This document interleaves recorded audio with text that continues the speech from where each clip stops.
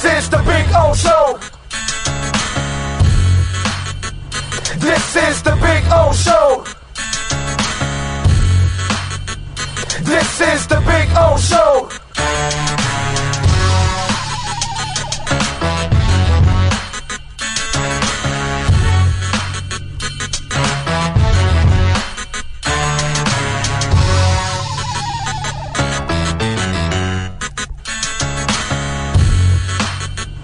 This is the Big O Show. This is the Big O Show.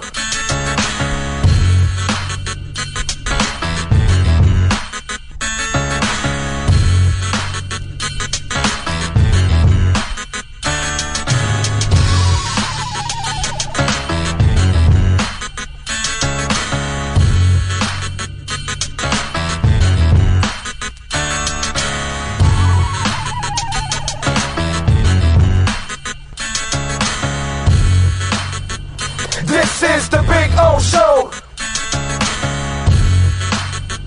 This is the Big O Show. This is the Big O Show.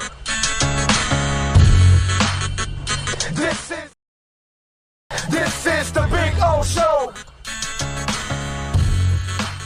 Sports fans love a place with great food, cold drinks, and TVs everywhere. That's why sports fans love Sports Grill and their 7 amazing locations. Check out the Bird Road location at 11481 Southwest 40th Street in the back corner of the West Bird Shopping Center. Sports Grill is also now offering some great employment opportunities. All kinds of positions are now available from kitchen to hosting. Call for more information at 305-485-8845. From wraps to salads to amazingly delicious specialty dishes, Sports Grill is the home to the legendary special grilled wings. Since 1987, Sports Grill, good food, good drink, and good friends. It's the Big O Show. Judge, you tuned in to the hottest sports radio. When you need your warehouse looking good while staying efficient, there's only one place to find the finest racks in the business. Pallet Rack City in Hialeah. 305-424-8547. That's 305-424-8547. Pallet Rack City is the company you need when you want your warehouse sporting the finest racks in the business. After all, who doesn't love a great rack? Pallet Rack City. 305-424-8547. That's 305-424-8547. Orlando, a.k.a. the Big O. He covers all the South Florida teams. For over 16 years, EJDconstruction.com has provided South Florida residents quality craftsmanship, accurate project management, and exceptional service. That's why EJDconstruction.com is an A-rated member of Angie's List and the Better Business Bureau. When you're looking for the right custom home builder for additions or home remodeling, please call my friend Eric at 305-433-4843. That's 305-433-4843 for EJDconstruction.com. Dolphins to the heat, well, you know what I mean. Monday to Friday, lollipop blow in the... There's no need to drive around South Florida wasting valuable time looking for a new or certified pre-owned Acura. Go to the #1 volume sales dealership in the Southeast United States. Craig Zinn's Acura of Pembroke Pines. Purchased with pace and space in a dealership tailored to your needs. From home buying to providing that personal touch. Contact the 2020 Satisfaction Award winner Craig Zinn's Acura of Pembroke Pines. 888-776-5123. That's 888-776-5123. Or visit them at 15601 Pines Boulevard in Pembroke Pines. Show on the radio, the top's where we gonna go, Miami, that's the way we roll. Folks, you can support the hardest working sports talk show in South Florida through Cash App or Venmo. Just search Cash Big O Show. Support us through Cash App or Venmo. Cash Big O Show. We thank you for your incredible support. On the morning show, Big O, no one has a similar show. Talk sports, talk plays, talk... If you're a Miami sports fan, then there's only one store to go to, and that's Caneswear at Miami Fanwear in Davie. They're your one-stop shop for all your Inter Miami CF, Canes, Dolphins, Panthers, and Marlins merchandise. They have hats, t-shirts, game day jerseys, and so much more. Located at 2511 South University Drive in Davie, and open 24/7 online at caneswear.com or intermiamiwear.com. Call them at 954-835-5597. Caneswear, the spot where Inter Miami and all Miami sports fans shop. viewpoint statements or beliefs expressed on the following program by the host, guests, or callers are not necessarily the opinions of FantasyXS.com, Media Group Inc. ownership, management, sponsors, or website. The Big O Radio Show is brought to you by Caneswear. Go to Caneswear.com, where all orders over $99 get free shipping. Sloman's Total Home Security. Protect your home with the best in the business. 1-800-ALARM-ME for the company serving America for nearly 100 years. 1-800-ALARM-ME.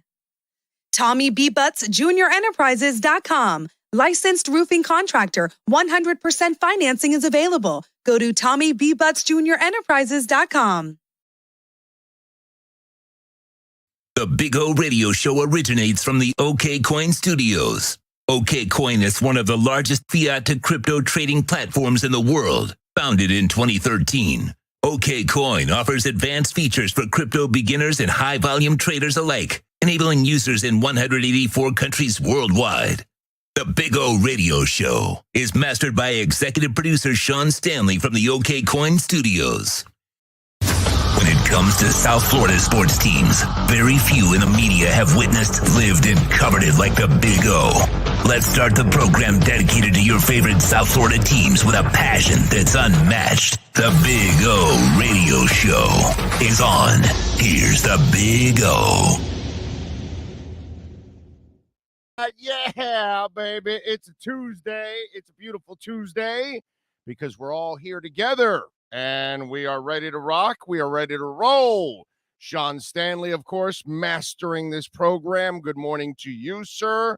As always, good morning to everyone out there on a beautiful March 29th as we get ready to roll into April here in a couple days. And got a lot of things to talk about. Last night, the Miami Heat got back into the win column, which is a good thing. Although I will say this, that I'm watching the game last night, and I'm basically bored watching the game. Yeah, I know Stru started, and I know Ira sent me a tweet, hey, are you happy now? And I sent him back, hey, eventually they all see the light. You know what I'm saying? You know, we just speak the truth here on the show.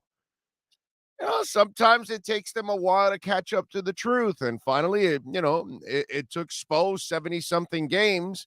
But he finally figured out, he said, I think O is right. We got to start Strus. And he was 2 of 9, by the way.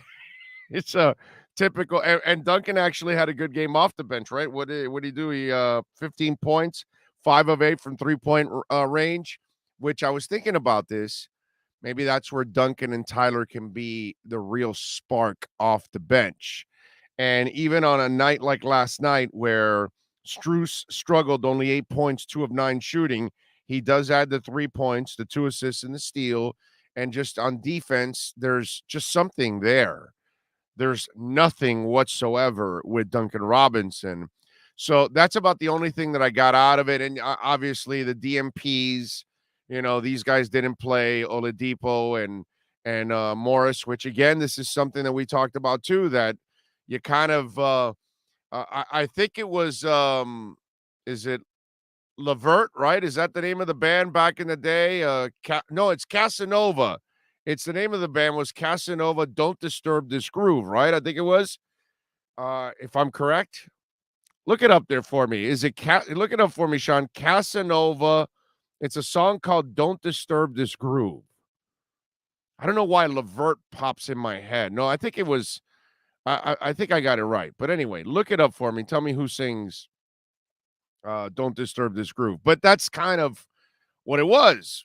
You disturbed this groove and it got him off kilter. And listen, you're trying to do what any coach is trying to do. And we're all guilty of it. Oh, when's Oladipo coming back? Oladipo. And it just hasn't been that. And look, last night meant jack crap to me. You played the Kings, dude. If you lose to the Kings, then there are some serious problems on this team. Serious problems. So you got to win. So last night meant nothing to me. You've got Boston next? They're red hot. Hell, they're winning without their stars. So go out and get it. What is it? I'm sorry. It's a song by The System. Oh, really? It was The System that did it. Wow. Disturb this The groove, right? Don't Yeah, disturb the yeah, groove. don't disturb this groove. Yeah, yeah, no, it was the It's the system. You are system. correct. Okay. Oh, and look, Mark Gay says the system. Mike says the system. Ian from Brooklyn says no Levert. There you go. See, so you guys are correcting me. So it was the system. Hell, I think the system was in our grad night in high school and back in '85. I think the system was there. Actually, now that I think about it. Anyway, so as we digress, um, last night meant nothing to me in the victory. Like, I was not impressed whatsoever. I didn't care. It did nothing. It didn't move me. Go beat Boston. Start beating some of the good teams here down the stretch that you actually play some of the good teams. Make me feel a little bit better going into the playoffs. You know what I mean? Listen, I'm glad they won yesterday. And I'm glad that Strus is starting yesterday. And that's the way it should be from here on out. And I think Duncan actually could find a role where he thrives. And let me tell you something that I like about Duncan coming off the bench. He's facing the backups now. Offensively, and it's an oxymoron to say defensively with him, but you got to figure the backups aren't going to be as challenging as the starters. So maybe Duncan Robinson's quality of play belongs more on a second team where his shooting can take advantage of it and his defense won't be nearly as exposed as it normally is. I don't even know if that really makes sense because I don't think Duncan Robinson can cover any of you guys out there. You know what I mean? That's how much like I have zero respect for his defense. You know what I'm saying? So I'll say that at least I think that might end up becoming a plus. That Duncan then comes off the bench, less pressure, less expectations. Last night played well. Strus has an edge to him that Duncan does not have. Duncan's a nice guy. Maybe too nice of a guy. Maybe he doesn't have it in him to be a dog. You know what I mean? I never counted on John Sunvold to steal anything from anyone or defend anything whatsoever. Get my drift? There are some players that are just finesse players. Steve Kerr wasn't going to defend your grandmother. You get what I'm saying? There are some of those players that do come through the league that do absolutely nothing on defense, and they happen to be offensive players. That's all. No big deal, but they do survive. And that's who he is. So maybe he's better off being on the second team and facing second teamers too. So to me, that's what came out of it last night outside of the win, because the win meant absolutely nothing against a sorry-ass Kings team. We'll see what they do tomorrow night against the Celtics at 7:30 and on the road too. And I don't know if they're going to have any of their players back, but if they do, then I hope so. I hope both Brown and Tatum come back for that game. I want to see, because even if they beat them without Brown and Tatum, even though they're playing well without Brown and Tatum, uh, you're still going to say they beat them without Brown and Tatum. So go beat them with Brown and Tatum. Start making me feel a little bit better about the team here down the stretch than everything that went on. And maybe also the young guys get a lift from coming back also. I think that might be a good thing too. NorCal says, turn on the Big O show, puff, puff, give, wake and bake. Oh, I'm ready. There you go. All right. NorCal, you going to Vegas? You're going to go to Vegas, right? So who's going to Vegas already on the chat board there? Who's going to Vegas? Who's going to join us in Vegas for the draft? Because we're not giving up. We're not canceling a trip to Vegas. Okay? No. I got a nice Airbnb set up already. Sean and I got a 2-bedroom, 2-bath house. I didn't want to get in the hotels this year. I went into an Airbnb, much better. Get a whole house to myself. I don't have to worry about parking. I don't have to, walk 8 miles to get to the lobby, which is, the hotels are beautiful, but man, there's a lot of walking. So this will be a lot easier on us, and we'll go to whatever event that we want to go to. We got a vehicle and everything. So how many of you going to Vegas? Huh? How many? How many? Jam Import is asking any news on JC Treader. Nothing on Treader. Nothing on Treader. NorCal says, see you in Vegas at Tommy Rockers. I love it. I got to call Tommy. We got to get him on the air. Jerry Coe says, I live in Vegas, so I'll be there. All right. South Florida Don says, I'll be there in spirit. Oh, come on, Don. We need you there live, bro.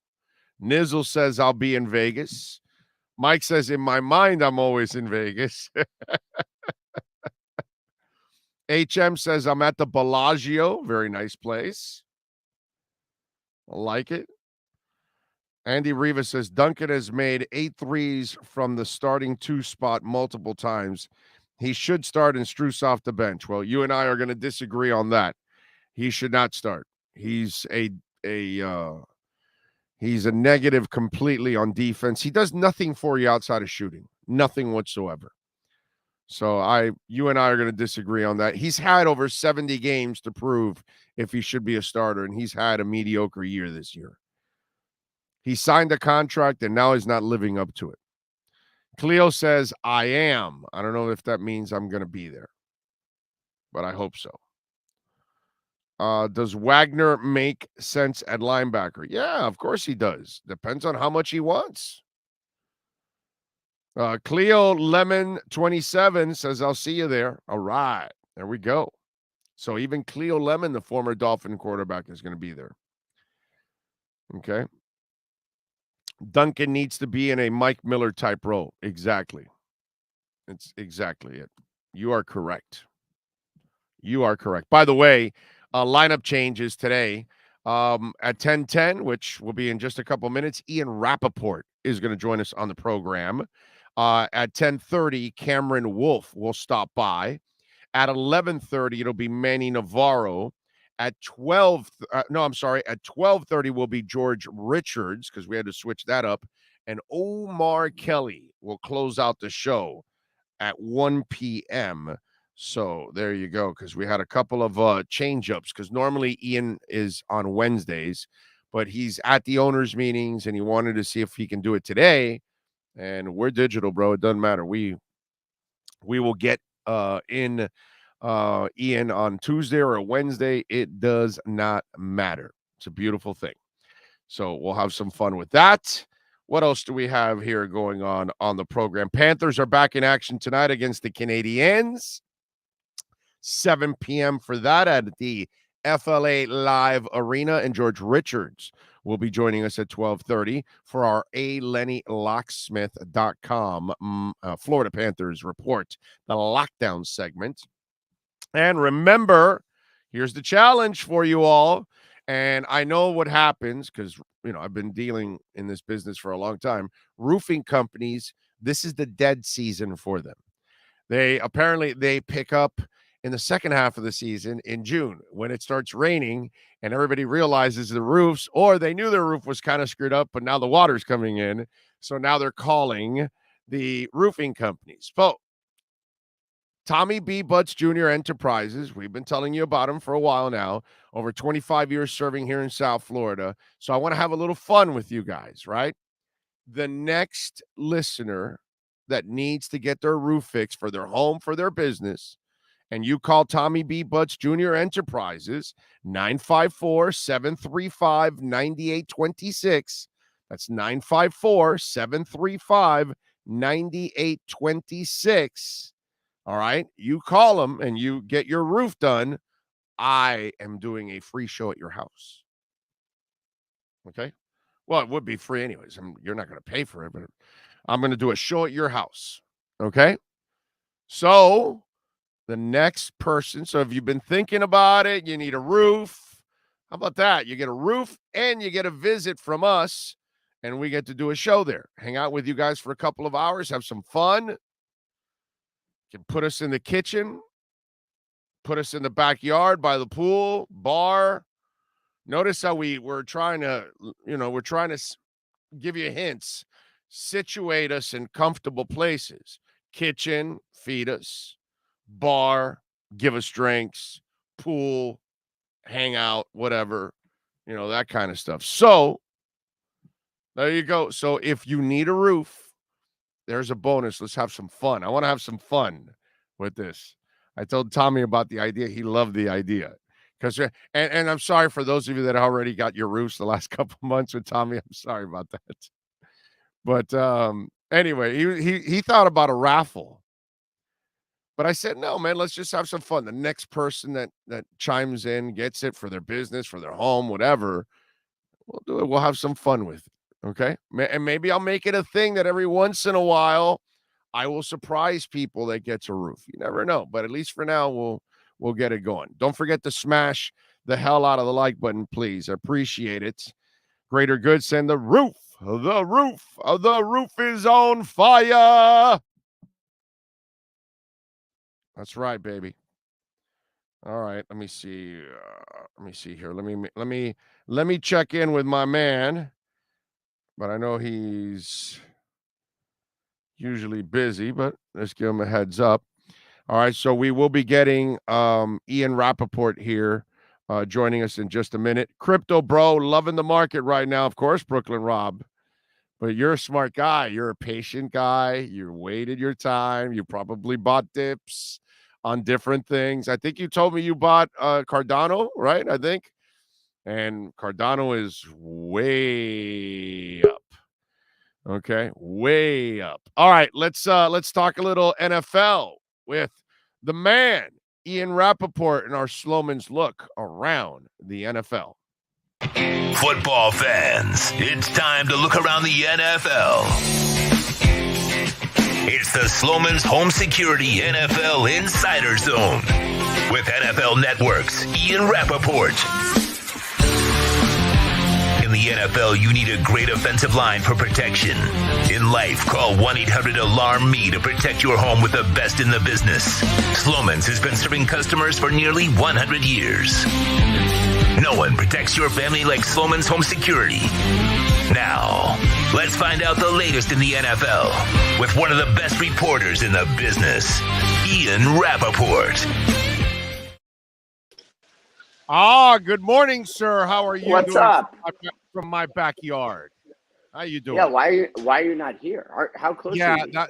that next owners meetings, no matter where it's at, we will be there. It's just one of those things. We're establishing the podcast, and so we've been at it for 8 months, and so I've just been kind of building the content and the sponsors. It's a progress. You know what I mean? So, okay, but now the budgets are building up where we're going to be able to travel, and we're going to the draft. We're going to the NBA Summer League, all that kind of stuff in Vegas. Notice how a lot of the trips are in Vegas, you know. I did notice that. Hey, I respect it. it. Of course. You got to respect the game, you know. So next owners meetings, we'll be there to bug you, and you can sit down right next to us and all of that stuff. So yeah. All the stuff all the stuff that you used to see me at, but I was paying my own way to go to at QAM. Okay, now I can actually do it this way. Okay, so that is awesome. What a good place to be, my man. I appreciate it. Yes, it is. We are blessed to be able to be in this position, my friend. Hey, by the way, I thought TB12 was coming. I thought we were supposed to have Tom. Like, what happened? Bro? What happened? Yeah, that was an interesting rumor, and I talked to a lot of Dolphins people about it. I talked to Bucs people about it. Everyone kind of shrugs and laughs. Like, it was never Tom Brady playing for the Miami Dolphins was never a possibility. And I'm trying to understand like how that got to be an actual thing. It's just hard to fathom. Like, and some rumors are good. Like, there was always rumors about Devontae Adams joining the Raiders, and then he did, and you're like, okay, that actually makes sense. There were rumors. Right. But then this one, it was like he literally said, I'm coming back to play in Tampa. He recruited free agents like Ryan Jensen and Russell Gage to the Tampa Bay Bucks, and then all of a sudden he's going to go play for the Dolphins. Like, get out of here. Plus, I think if you're the Dolphins, like, it's probably annoying because all you want to do is show the world, like, Tua is our guy. We're going to build around him this year, and then we'll see what happens. And this Brady stuff at least muddies the water a little bit. Yeah, and one of the things that I love about what Mike McDaniel has done is the awareness of understanding that unlike the last 2 years, that all you did was create controversy and doubt I'm a big crypto guy, so I always deal with FUD, and I tell people fear, uncertainty, and doubt. And that's all that was hovering over Tua now. And Mike McDaniel has done an exceptional job of Yeah. eliminating that FUD and saying, hey, put that aside already. We're moving on, and Tua's the guy. And he even did it yesterday with the whole Bridgewater thing to Yeah, I kind of thought that was everybody good. out. Yeah, Yeah, yeah, and like, Bridgewater, I get it. Like, he did not want to come out and say I'm the backup, I'm sure. of course. But Mike McDaniel, I think basically, and I actually had this conversation with him yesterday. Like, he takes great pride in being like, you know what, this nonsense that other people are dealing with, I am just not going to deal with. I'm going to take it, I'm going to push it to the side, and I'm going to move on to other things that are actually real. And I think that's one nice thing he did with the Bridgewater stuff was he was like, yeah, this is fake. Here's what's going on. Move on to the next. Let's go. And I appreciate the way he kind of interacts and deals. All right, so my brother, we're hearing. Let's bounce around a little bit around the NFL. We're hearing there's no interest in Garoppolo, pretty much, and obviously they've got to try to get the youngster in there to try to find out why. That's why they traded for him. What's going to happen in San Francisco? Will it be a rotation? Will it be that Garoppolo be the backup guy? What's going to happen in San Francisco? Or are they Yeah. looking for an injury then around the league? Yeah, I mean, I would say there's definitely no rush. They have a $25 million non-guaranteed contract for Jimmy Garoppolo. So they actually hold all the cards. They could theoretically make him come to camp, ask him to take a pay cut, and then he would know, like, I probably make more with the 49ers than I would any other place. And, like, how important is that to him? Because that would be a question. Also, you'd like Trey Lance to come in to be the starter. But you don't really know, right? I mean, you don't. Like, you hope and think, but, like, you don't know. And what if Jimmy Garoppolo is the best quarterback that you have? Don't you owe it to your team to have him start? And I think that's one thing where, the 49ers are wrestling with all this because it's like, yes, we'd love Trey Lance to play, but if Garoppolo is here and he's better, then we have to play him. And also, like, it's not a crime to have a quarterback wait 2 years anyway. That might actually be best for him. So they got a lot of options. I'm not sure any of them are bad, but I am sure none of them are imminent. All right. So on one guy that you have to now start to find out about. So what happens in Green Bay? Because you're never going to find out about Jordan Love. And I get it, dude. Aaron Rodgers is Aaron Rodgers. You got to keep that guy if you can because he's like watching a video game play quarterback. Yeah. He's not good. Well, so the Jordan Love era never will get started in Green Bay, or did they see enough behind the scenes that they said, "Wow, there's not much here." So what's going on with that kid? No, I think it's more like the Jimmy Garoppolo situation in New England, the original Jimmy Garoppolo situation, where you have someone drafted pretty highly, you like him, you like the skill set, you think he'd be great, but the guy in front of him just never stops being awesome. And I think for Garoppolo, that's why they ended up trading him to the 49ers was because they were like, we're never going to use this guy because Tom Brady will never stop being Tom Brady. And I think if you're the Packers and your worst case scenario is quote unquote wasting a first round pick on Jordan Love because Aaron Rodgers is so good, like that's okay. That is a really okay situation. The other thing is, I mean, I don't think anybody wants to hear this, but like, you spend a roster spot on someone and he is on the 46-man roster. He is active on game day. He has been a backup for 4 years, which is a valuable spot. It's not what you wanted, but it's not nothing either. Yeah, it's just, wow, man, to make that investment and then you're never going to really see if it can actually pay off is kind of crazy. All right, so what happens with the overtime rule? What are you hearing? Because I obviously at 55, I'm a traditionalist, but I really kind of like the idea of both teams getting the ball at least one time. Because, man, I forgot who it was that made the point. All the rules favor the offense. So yeah, it's kind of, I think that's true. And like, but I don't know if there's as much momentum to pass as maybe people thought coming in. Like, it's definitely been a spirited discussion. I think they'll continue to discuss it. We'll see today if they end up passing or not, or they may end up tabling it to the May meeting. Like, that could happen too. it's really, complicated because, I like defense and you'd like to say, well, just stop the guy, but then you also don't want to get to a situation where you're in a playoff game, one of the best quarterbacks in the NFL doesn't step on the field. So the discussion will be interesting and sort of animated, but all it takes is 8 owners to decide, or 9 owners to decide. Remember, it's owners voting, not coaches. All it takes is 9 or owners to decide. undecide. They Right. just Right. I'm just not totally into it. And so if it's not going to pass, I think we'll see it tabled until May. Probably deal with it then. okay. Hey, the Broncos sale. What's the latest there? And I know that there was some, there's motivation to try to get a minority owner involved in all of this. So what's the progress there? I think the hope is to have an owner by the start of the season. That would be that's something that's doable. I know they have significant interest. It's going to be something probably in the fours, so $4 billion we're talking. And yes, there is a push to have a minority owner, a diverse owner. I don't know if it's going to happen, and this is a process because of the trust. The way it's set up, they have to take the highest bid. So you can't say, well, we want an owner who is diverse.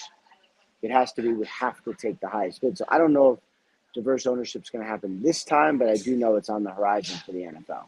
What now, let me ask you something. Just flat out highest bid or best, like if one Highest bid's bid. just yeah, but what about if the one that's a little bit less is actually better foundation, better owners, Well, and they then feel long term, that kind of stuff? Could that decision be made?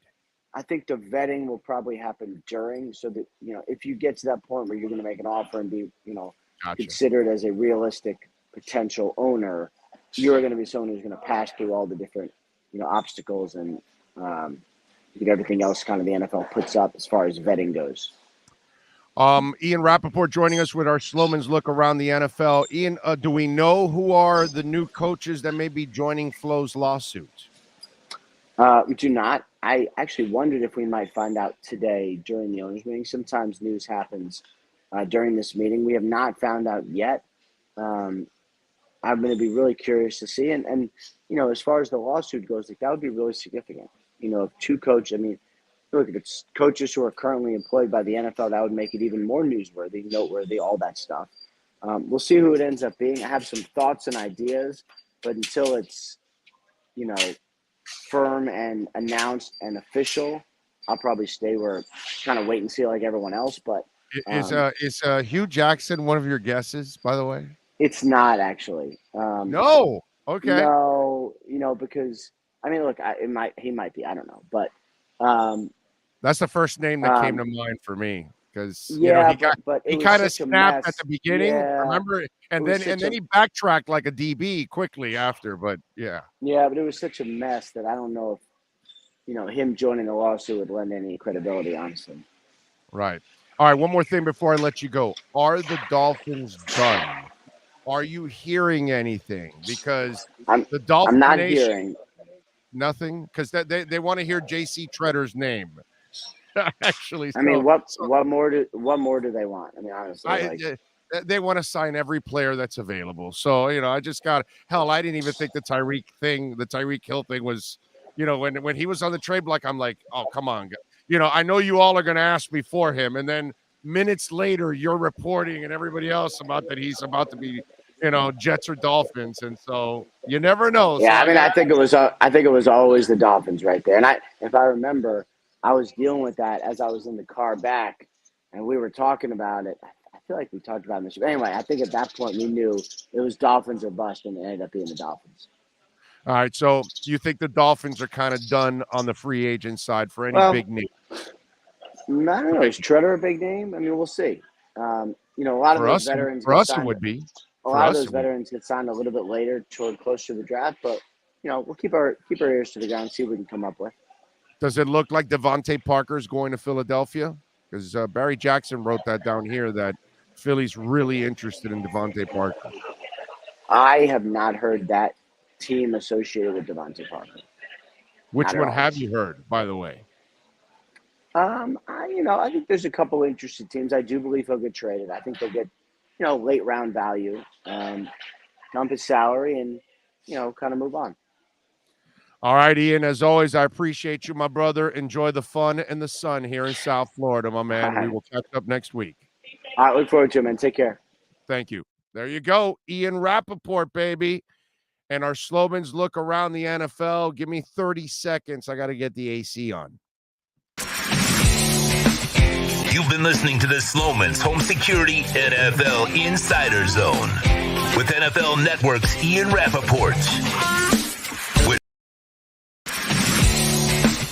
You've been listening to the Slowman's Home Security NFL Insider Zone with NFL Network's Ian Rappaport. With Slowman's properly securing your home, it's never been easier and more affordable. See how little it costs to secure your home at 1-800-ALARM-ME.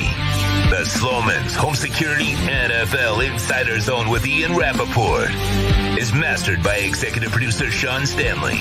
Please search and subscribe to Big O Radio Show on most platforms and smash the like button. All righty. We thank Ian Rappaport there, as always. 1-800-ALARM-ME for the Slowman Shield right there, baby.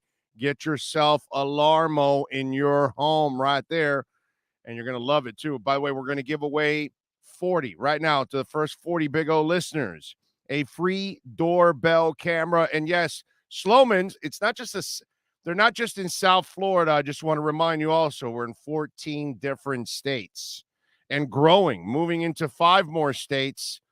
I got to find out exactly the dates, but I think it's just coming up right here where they're moving into some other states now.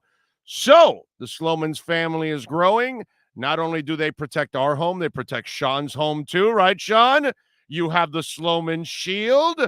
So our entire show has the Slowman Shield. You can too, folks. Call them, 1-800-ALARM-ME. Tell them that the Big O sent you, and you want your free doorbell camera. It connects directly to your smartphone. So when you connect to our central station monitoring, we're going to give you professional installation. We're going to give you an LED touchscreen pad, motion detector, 3 armed doors, and a backup battery. Please call them, 1-800-ALARM-ME. Protect your family, protect your business, protect your home, protect your pets. I even have a camera inside my home so I can keep up with my pets, because our doggies are our lives, man. We love our doggies, but that doorbell camera is so good, and it's just like a comfort zone to know that on your phone you can see anything and everything going on around your home. Whether it's and by the way, your fire alarms and everything are connected to your Slowman Shield, so your smoke alarms, in other words. So if something happens, you get warnings. All of that. Hopefully that never happens, but that's what you're going to love about the Slowman Shield. 1-800-ALARM-ME. That's 1-800-ALARM-ME. All right, we await here at the bottom of the hour Cameron Wolf to join us with our KSDT Miami Dolphins report. The Panthers back in action tonight against the Canadians at 7 o'clock at FLA Live Arena. Heat back in action tomorrow night against the Celtics on the road after beating the Kings last night. So, I don't know. Let me see. Well, we got him coming in a minute, so I'm not going to get into too much here.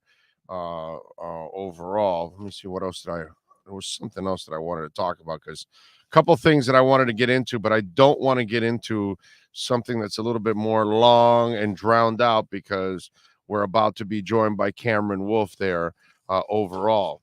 Oh, by the way, I forgot to, I forgot to, what's it called? I have to give you folks, especially the guys out there. You know anything about Lily James? How there, Sean? From Baywatch? I didn't see Baywatch, the new Baywatch. Did you see the new? No? Well, apparently Lily James was at the Oscars, and she was dazzling folks, apparently. And so let me see if I can pull it up. I don't know if you guys have ever seen this young woman, but I have, Never seen this young lady. And I got to say, talent galore. Anybody know Lily James? I saw this young lady. I was like impressed. Very pretty girl. Never saw Baywatch. So she apparently was in this dress and freaking everybody out, which she should. Lily James. It makes me want to watch Baywatch, the new Baywatch. Like, I would never watch these shows because normally, or these movies, these remakes, because they're usually terrible. The new Point Break sucked. You know, I wasn't impressed with the Longest Yard of remake.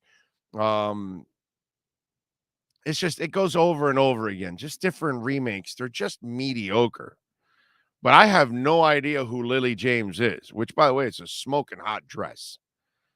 But again, a woman will also make the dress. But I saw that in the entertainment, and I got to say, Lily James has got some skills, some talent. Holy moly. I was absolutely impressed. Just for her, I'm going to watch the new Baywatch just to see that. What was the famous, is The Rock on that new Baywatch? Is that what it was? If I remember correctly, wasn't it The Rock that's on that Baywatch? Big O, she looks like Megan. Yes. Well, let me tell you, body-wise, I'm more impressed with her than Megan. I can see the face is what you're saying, you know, like the eyes and all that, but body-wise, I was like, wow, dude. Lily James played Pam Anderson in the Hulu. Oh, it's a Hulu show. So it's not even a movie. See, that's how much I know. So they have a Baywatch show also. So the movie was the one of The Rock. So see, I would have turned on that movie and and she wouldn't have been there. Damn. Lily James played Pam. Let me see. Movie and TV show writers have no creativity. Yeah, no, they just, you are correct, Adam. They just repeat everything. They redo everything now. There is zero creativity in Hollywood. But I have to say, going through the entertainment news and running into Lily James, I got to say, wow. I was like, that's talent right there. That is that's as strong as it gets right there. All right, let's see. We're waiting for Cam Wolf, by the way, to join us here on the program, and we'll get into all things Dolphins with him. All right, let's do it, baby. Let's talk to Cameron Wolf in our KSDT Miami Dolphins and NFL report. We unleash the Wolf Pack as we get the latest in the NFL and the Miami Dolphins with our KSDT CPA Pro Football Report with NFL Network insider Cameron Wolf. KSDT is one of South Florida's largest and one of the country's fastest growing accounting firms. KSDT CPA is a full-service firm that also excels in crypto. Visit them at ksdtcpa.com or call 305-670-3370. Here's NFL insider Cameron Wolf. All righty, there you are. There he is, the man, the myth, the legend that is Cameron Wolf. Don't forget, folks, to smash the hell out of the like button. And we are headed into April, which you've got to get your taxes ready. All the great folks at KSD CPAs. And if you got into crypto like I do, they also have a full crypto department.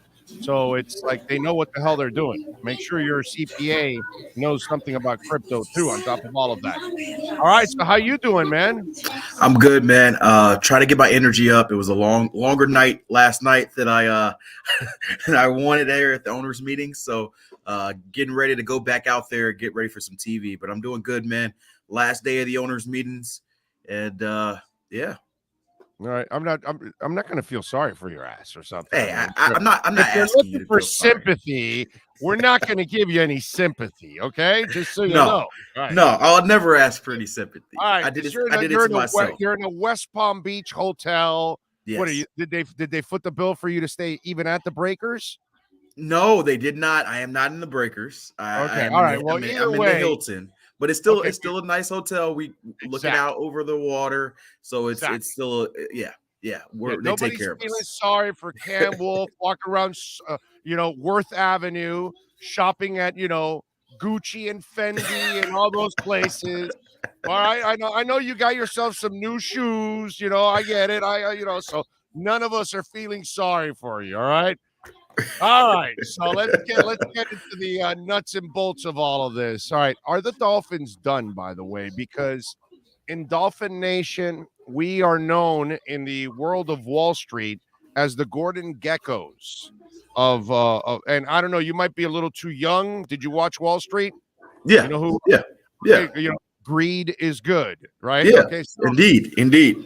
yeah, so we want more free agents. We want to sign JC Treader. We want another we want what's the Seattle linebacker Bobby Bobby Wagner. Yep. we still want to sign even though there's no cap space or little cap space or whatever, make it up. So what's going on with the Dolphins? What's your gut tell you? What's your reporting tell you? Are they done? Are you hearing anything? So I don't believe the Dolphins are done, but I think that you probably want to temper your expectations as far as the big move splashes. I Right. don't think they're going after JC Treader. I don't believe they're going after Bobby Wagner. Chris Greer said yesterday they're not going after Tyrann Matthew. So those are the three most popular names I kind of hear from Dolphins fans. Are you going after this guy? Are you going after? And so I don't think any of those three will end up being Dolphins. That being said, I could still see them signing, maybe some another center to compete with Dieter. Probably not a bigger name, but maybe it might be after the draft. If they don't find someone, having a guy compete. Last year they did that with Matt Skura, right? And so he got released, so he didn't win the battle. But I could see them doing that again, where a veteran who's not on a guaranteed contract can come in and try to win the job. If he doesn't, he probably doesn't make the team. So I could see a move like that. I think they'll add another inside linebacker at some point as well, get some more depth on the defensive side of the ball. And, there could be a move on Devontae Parker at some point. I know Greer talked about that and saying, hey, we would anticipate him being on the roster, but it is a crowded room. And I do believe if they got the right pick for Devontae, they would try to move him. So, I don't think there will be any more Tyreek Hill type splashes or Teron Armstead type splashes. So in that sense, I'd say they're probably largely done, but they'll still add, in the next coming weeks and into the draft. We had Ian Rappaport on a little earlier, your compadre, by the way, of course. Yes. And we asked him about that whole Devontae Parker thing, and has he heard Philadelphia? Because obviously Barry Jackson wrote that, and and personally, I was floored because I didn't think you could get a 6-pack of Schaefer beer for Devontae Parker, considering how injury prone he is. But when healthy, the dude can play. So Right. I can see why people will say, hey, man, if we have him for 10, 12 games, he'll help us at least and he'll be productive. And so I kind of get it. Are you hearing any specific teams? Like Barry wrote about Philadelphia, and then he also wrote today, he threw in Indy and Green Bay also as options Yeah. too. So what are you hearing on specifically any destinations for him? So I haven't heard anything concrete on a destination as far as Devontae. I have heard Green Bay is looking for a receiver. They want one in the trade market. Kansas City's still looking for another receiver as well. I don't know if that would be the best fit for him, but they're still looking.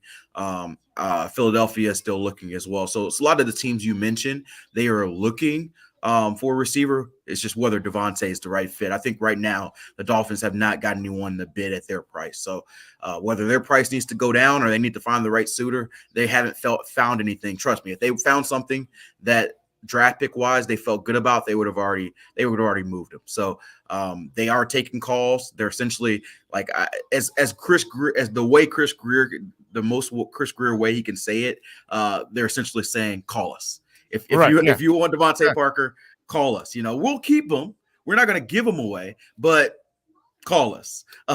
So I think that's what they're going to do. I think eventually they'll probably have to lower their price, trade value wise, and maybe take a 5th round pick or something. They're like probably that asking for a 4th now, and they're like, no, we're not doing a 4th. And Right. So makes a lot of sense. You mentioned his injuries. He's had some injury issues, but he's largely, when he's on the field, been a starting caliber receiver, probably a number 2 for a really good team. He's been the Dolphins' number 1 a lot of times, and he's a big receiver who can compete in the red zone. So he's probably thinking about Dolphins history, like in the last 10 years, he's probably the most, productive receiver they had over the last 10 years. That's saying much, by the way. It's not saying much. It isn't. But I think that it's a very crowded room. They got 4 guys who are getting starter money or expected to contribute as starters, and they're not going to – I don't see them keeping all 4 of those guys. So I think Devontae Parker eventually gets traded if I had to guess on this thing. Yeah, no, you mentioned all those cities you mentioned, dude. I think hamstrings, cold weather. Ooh, that's not a good combination, bro. Right. I don't know how that hamstring loosens up in Green Bay or Philadelphia once we get into November. You know what I'm saying? Yeah. Right. But the good thing about a team trading for Devontae is his salary is actually relatively affordable given the market. I think he's set to make about $8 million this year, but it's all non-guaranteed. So if a team really wanted to, they could restructure.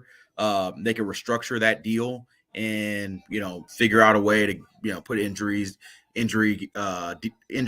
incentives in there or whatever you want to do to lower the cap number or to protect themselves. So I still think he's a pretty tradable contract and you can get value for it. Just don't have expectations that you're going to get a second round pick or anything like that. So you mentioned Ian. What did Ian say about Devontae when you asked him?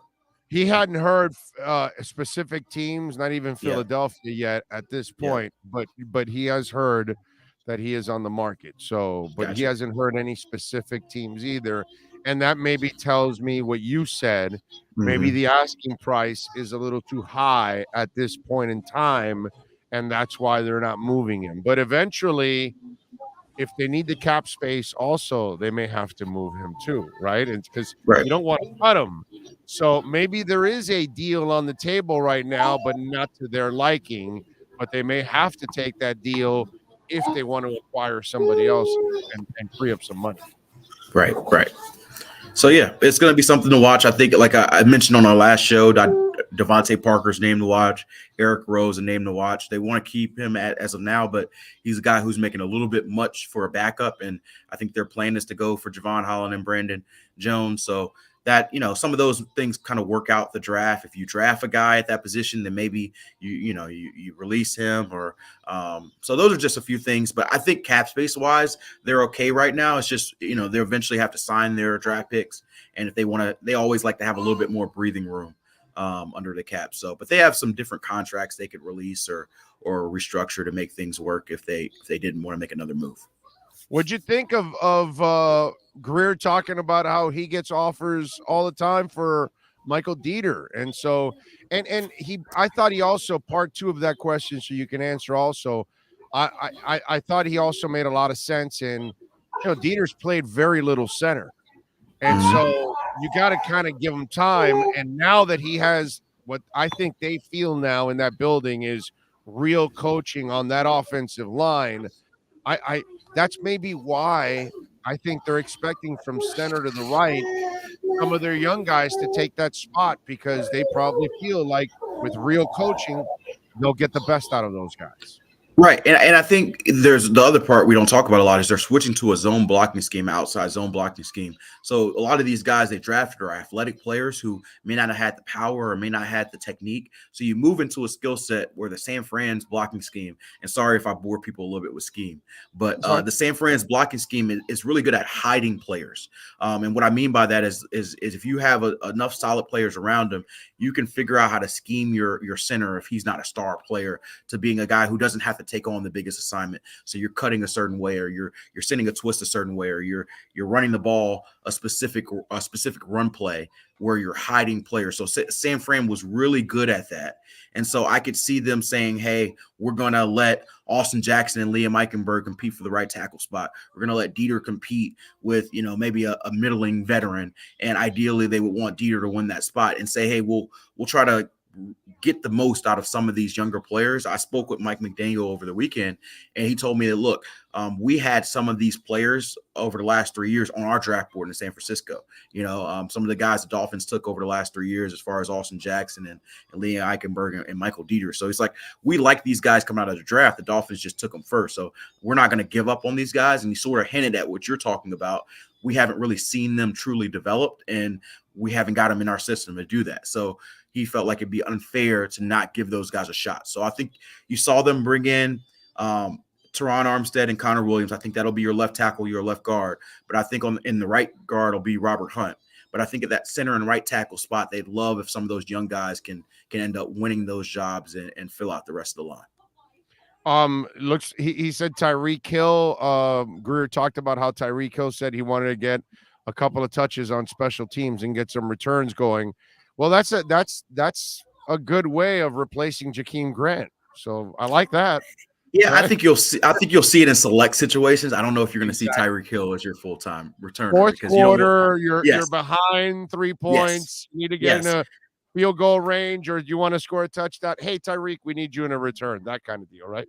Right. If you remember back in the day, the Eagles used to use Deshaun Jackson that way, where all of a sudden he had the touchdown on like the game against the Giants, where it was literally as the clock's expiring, and they put him back there, and he's running it back. I remember Tom Coughlin was pissed at the kicker because the kicker wasn't supposed to kick it to him, that sort of deal. So I think you'll see Tyreek in select situations. They'll still need to find a main returner, but yeah, just like Jalen Waddle, both of those guys had that elite playmaking ability as a returner. You just don't want to have your $25 million receiver or your first-round pick, doing that on a regular basis. By the way, were you like pinching yourself yesterday? Am I really covering like a human being telling me things like, shooting down the Tom Brady rumor, breaking down who the quarterbacks are and their roles, and it's just like you actually have like a coach communicating to you guys. I'm just wondering, because it's every day of flow. It's almost like bamboo in your fingernails. You know what I'm saying? So I'm just wondering, how did you feel yesterday when you actually get to walk out with like information? Yeah, so I think the way Mike McDaniel goes about this is definitely refreshing. I just hope that this is the same energy he has throughout the season, So like we're in the off season right now, so everything is lovey-dovey, nobody's losing games, nobody's criticizing this play calling, but I do like that he's unique and that he's going to try to be himself. And he's going to always make some jokes, but he's not like, I think people were kind of pinballing him as like this quirky coach who's always going to say something funny. And maybe he will, but I think like I'm learning more about him. He's really smart and he's really intentional when he says stuff. So he knows the impact that saying, oh, the Tom Brady fake, he knows that everybody's going to, but he wants to make it clear. It's been a priority for him to make Tua know that he is the guy and I'm shutting this stuff down. And we talked about it a lot last year. That was not their MO last year. They did not care about the whole distractions narrative. And I think as a younger coach, well, Flo was young too, but as a younger minded coach, like as far as like new age thinking and how social media impacts things, I think that he understands the value of telling the media stuff and putting out messages that they are clear with. Well, but some things are not old school or new school. I've never seen what Flo did. Most coaches, they define the quarterback position, who's the man, and they support the man every single time. You know what I mean? So Flo's way is a lot of the listen, we're Dolphin fans. You know how many quarterbacks we've questioned since Dan Marino?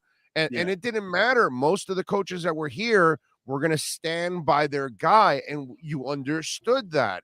What we saw the last 2 years, I've never seen anybody mishandle the quarterback position so badly. No, I think you're right. I think that definitely could have been handled a lot better. Flo kind of came from that Belichick tree. So it's the Belichick style of, I'm not going to tell you anything. I think that my way is, I'm going to do it my way and don't listen to anybody outside of the building. And, maybe it works for the Patriots because they were winning in that realm and they had Brady. But for a lot of these new players, you can't just have that hard line style. So I think that they'll appreciate Mike McDaniel. And like I said, him being refreshing. You already heard some of these players talk about him, even guys who just signed him and never played for him. And it's like, this dude is the most different than any coach I've had. and it's because he's straightforward with you. Like sometimes you just don't need to sugarcoat it. Like the one thing that bothers me the most about coaches is they think everything is a competitive advantage. Like sometimes it's not. Sometimes it's just, information. Who's calling the plays? Right. That's not a competitive advantage, bro. Exactly. There's no competitive advantage there. That's you Right. just being a dick, Mhm. basically. That's all it is. Just being a jerk because there was no. But then again, he maybe also want to keep it under wraps because it was such a screwy situation that he knew that it would be judged, and it should have been judged. You know what I'm saying? So that's where it kind of goes in a negative direction, unfortunately for Flo on that one. I have one more thing that I was going to ask you before I let you go on the damn it, now I forgot what I was going to ask you now. Lost your train of thought. Yeah, man. I don't know what now I completely forgot what I was going to ask you overall. Well, it doesn't matter. What are you working on for NFL Network so folks can check you out? Yeah, we'll be on NFL Now today, 1 to 3 here from Palm Beach. So I'll be on there. I'll talk some Dolphins early on in the show, and I'll talk some Carolina Panthers later on in the show. I'm about to head down to the meeting shortly. They're going to make a decision on this overtime ruling. Rap Sheet doesn't think it's gonna. He doesn't think there are enough people overall. Exactly. There's a lot of people who are torn on it, and you need 24 votes to be able to pass it. So it's so hard to get anybody to agree on anything. 24 people. I guess it's either vote and no, or they're going to table it till May. There's another spring meeting in May. So sometimes they quote unquote table it until then. So, but we're going to go down there. They'll probably do a press conference in about 30, 45 minutes to decide on that. And then Roger Goodell is probably going to wrap up the owners meeting later on this afternoon. They're going to end the day early.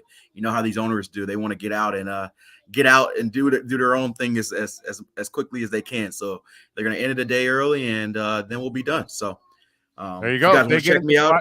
NFL Network. They get in their private jets, and you just get in your car and jet south to your house. That's all. Exactly. Heading down. My birthday is tomorrow, so I am looking forward to being done work so I can hit the golf course and enjoy the rest of my day with my family. Happy birthday. Happy early birthday, my friend. Thank you. Right? Thank you, my man. Thank you as always, my brother. We will catch up later on in the week. Sounds good. All right. You got it. There you go. The birthday boy. Yeah, baby. Cameron Wolf and our KSDT Miami Dolphins and NFL report. This has been the KSDT CPA Pro Football Report with NFL insider Cameron Wolf. KSDT is recognized by Forbes as one of the top tax accounting firms for 2022. KSDT CPA is a full-service firm that also excels in crypto. Visit them at ksdtcpa.com or call 305-670-3370. All right, we're back. And by the way, I noticed the comments before I came into the segment with Cameron Wolf here. And so let's see, Diesel, because I pointed out Lily James. He says, I don't think O gets any of this. This man is way too thirsty. Okay. And then what was the other one? Thomas Jensen, who's usually sending in all kinds of negative comments. He throws an LOL like a joking, but there's all kinds of truth in it. I mean, Thomas, 90% of your comments are always negative anyways. It says, Big O, at your age, it's getting into creepy old man category, just saying. What do you want me to do? You want me to not look at women? You want me to not be a facilitator of fun for you all out there? That if we find a good-looking woman while we're researching and preparing for this show, going through sports, going through entertainment, business, pop culture, all of that, I run into these things. Am I not supposed to share? I had no idea who Lily James is. Now I do. I had no idea Paige Sporanic a few years ago. Now we all do. So we got a couple guys complaining about me sharing lovely women with you all. So I'm just saying there's 500 people here. Would you like me to continue sharing, or shall I just keep it to myself and never share any of this stuff? Ever? Is that what you want me to do? Just a yes or a no. Okay? Yes, share. No. Because apparently we have two guys there that, they're completely against me sharing any of this information that I run into in my preparation. They don't want to see Paige Sporanic. They don't want to see. Oh, by the way, she did not do a complete nude weigh-in. The Ebony young lady, she didn't. But she did do it in lingerie. Hell yeah, share. See? Oh, share it. Yes. There you go. But of course, Thomas Jensen and the other guy. Yeah, no. Oh, no, you're a creepy old man. I'm sorry. I'm sorry for being attracted to beautiful women. I'm sorry if they catch my attention. God, I am so terrible of a human being. Orlando sharing is caring. See, that's right. That's what I always think. Everybody wants to share except two guys. Two guys got to take shots and all that kind of stuff. You see? Big O, I saw a social media post of an individual that got a video of you from past shows that you say Brian Flores is best show since Shula and that you're a bandwagon jumper. Special needs fitness guru. I get this stupid ass shit all the time. Dude, what are you, 10 years old? I was on the bandwagon, and as I gather more information, I got off. Special needs. Let me explain to you again, okay? And I don't know about your name here, fitness guru or whatever, okay? But I just want you follow me. So you marry her. You're at the altar. You said, I love you. Okay, now you find out she's a bitch. She cheats on you. She spends all your money. You staying with her? As you gather more information, are you staying with her or are you divorcing the bitch? So, you get a new job. First month, hey, you and the boss are, having some fun. Great. All of a sudden, you find out, holy crap, he's an anti-Semite and I'm Jewish. So, you still going to like your boss? Holy crap, he's racist and I'm black, Asian, gay, whatever. You staying there? You're still going to work for your boss or you're going to leave? You get in partnership with your buddy, a friend of yours, not your best friend, a friend of yours. 6 months in, you gather information. He's siphoning money off. He's late to meetings. You're going to keep him as a partner? So as you gather information about people, about relationships, about whatever you're doing in life, in anything, do you stay with it, fitness guru? I'm just wondering.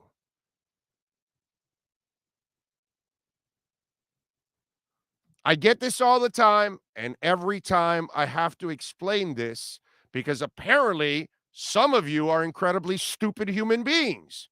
And you make partnerships with friends, with people you fall in love with, business partners, whatever, and you'll stay with the racist person, you'll stay with the hateful bitch, you'll stay with the hated boss, whatever. Apparently, all of you, as you gather information, hey, I loved Jimmy Johnson when they hired him. I hated his ass by the time they were done with him. I wanted to be the guy that put my foot in Jimmy Johnson's ass right out the door. How do you like that? I love the Bill Parcells hiring fitness guru at the beginning. I hated it after I realized his fat ass came here to do nothing. Gamble in Saratoga and stick us with Jeff Ireland and all the other deadbeats we had here and Field Gold Sperano. So as you gather information, fitness guru, do you make a change, dude, at all? Or do you keep listening to other stupid-ass people that put on a post and now you're asking me about it? How do you like that now? There's some of you out there that I swear to God sometimes, I really question whether you have a fucking 10 in IQ. Seriously. There's some of you out there that you have no effing common sense. You goddamn right I like to hire. Doesn't mean I have to keep liking it all the way through. And if I marry her, I got to love her all the way through. Because if I didn't love my wife 28 years later, fitness guru, I would have divorced her ass a long time ago.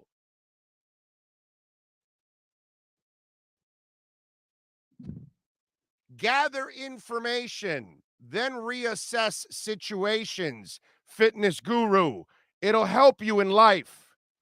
Everything you start out isn't rosy. And everything starts out rosy. It doesn't end like that all the time. That includes your football coaches.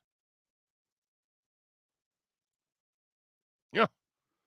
It's just like, I never understand why people even ask that question. It's like, use common sense, bro. What do you do? When you make a mistake, you stay with the mistake? Is that what you do? Yeah.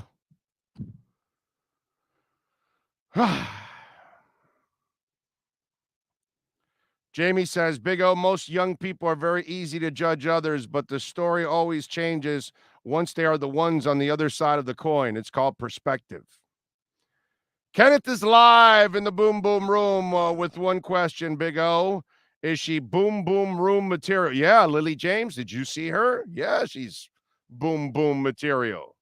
Hell yeah. She was a smoke show. I don't know her. I never knew who Lily James was at all. I'm just preparing and getting information for the show, and then I run into Lily James. Wow, because I'm reading, Will Smith stuff and all that at the Oscars, and apparently she was one of the stories at the Oscars because of how she looked, and holy crap, did you see her? And that dress is beautiful, and she made it look even magical. Gotta give the woman credit, man. She looks fantastic. So I passed it on to you guys out there. If you didn't know who Lily James is, now you do, and some of you already knew who she was. So, and those of you even helped me out. I didn't even know it was a show. I thought it was the movie with, I think, The Rock. Was it? What do we have here? Moving on from Flores will prove to be a fantastic move by the Dolphins, in my opinion. I agree, Martina. And we will move on from our number one. We will get ready for our number two right here on the Big O Radio Show.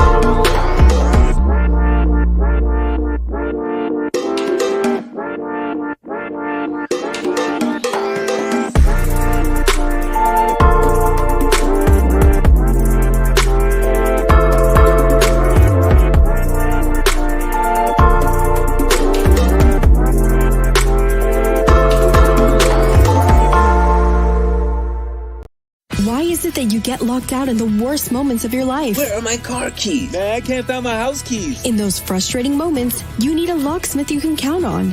A. Lenny Locksmiths in South Florida, from Miami to Port St. Lucie. In Central Florida, A. Lenny locks it down in Orlando and Tampa Bay. Lockouts or lock changes for home or business. Car key replacements and programming all model cars. 24-hour service. Call them at 855-869-5625. Go to the website at alennylocksmith.com. Great. You have a doorbell camera. Now you have a front row seat to your house getting robbed. They're breaking into my house! Ooh, there goes the TV. I'm sure it'll turn up at the pawn shop. No, not the TV! Just because you can see them, that doesn't mean you can stop them. With Slogans, you get 24-hour monitoring, a free home security system, and professional installation. Plus, free doorbell camera, one that'll actually work for you. Get out of my house! Get out of the house! Call 1-800-ALARM-ME. Welton Rayom has more than 62 years of litigation experience handling insurance disputes. They're committed to resolving even the toughest insurance claims quickly.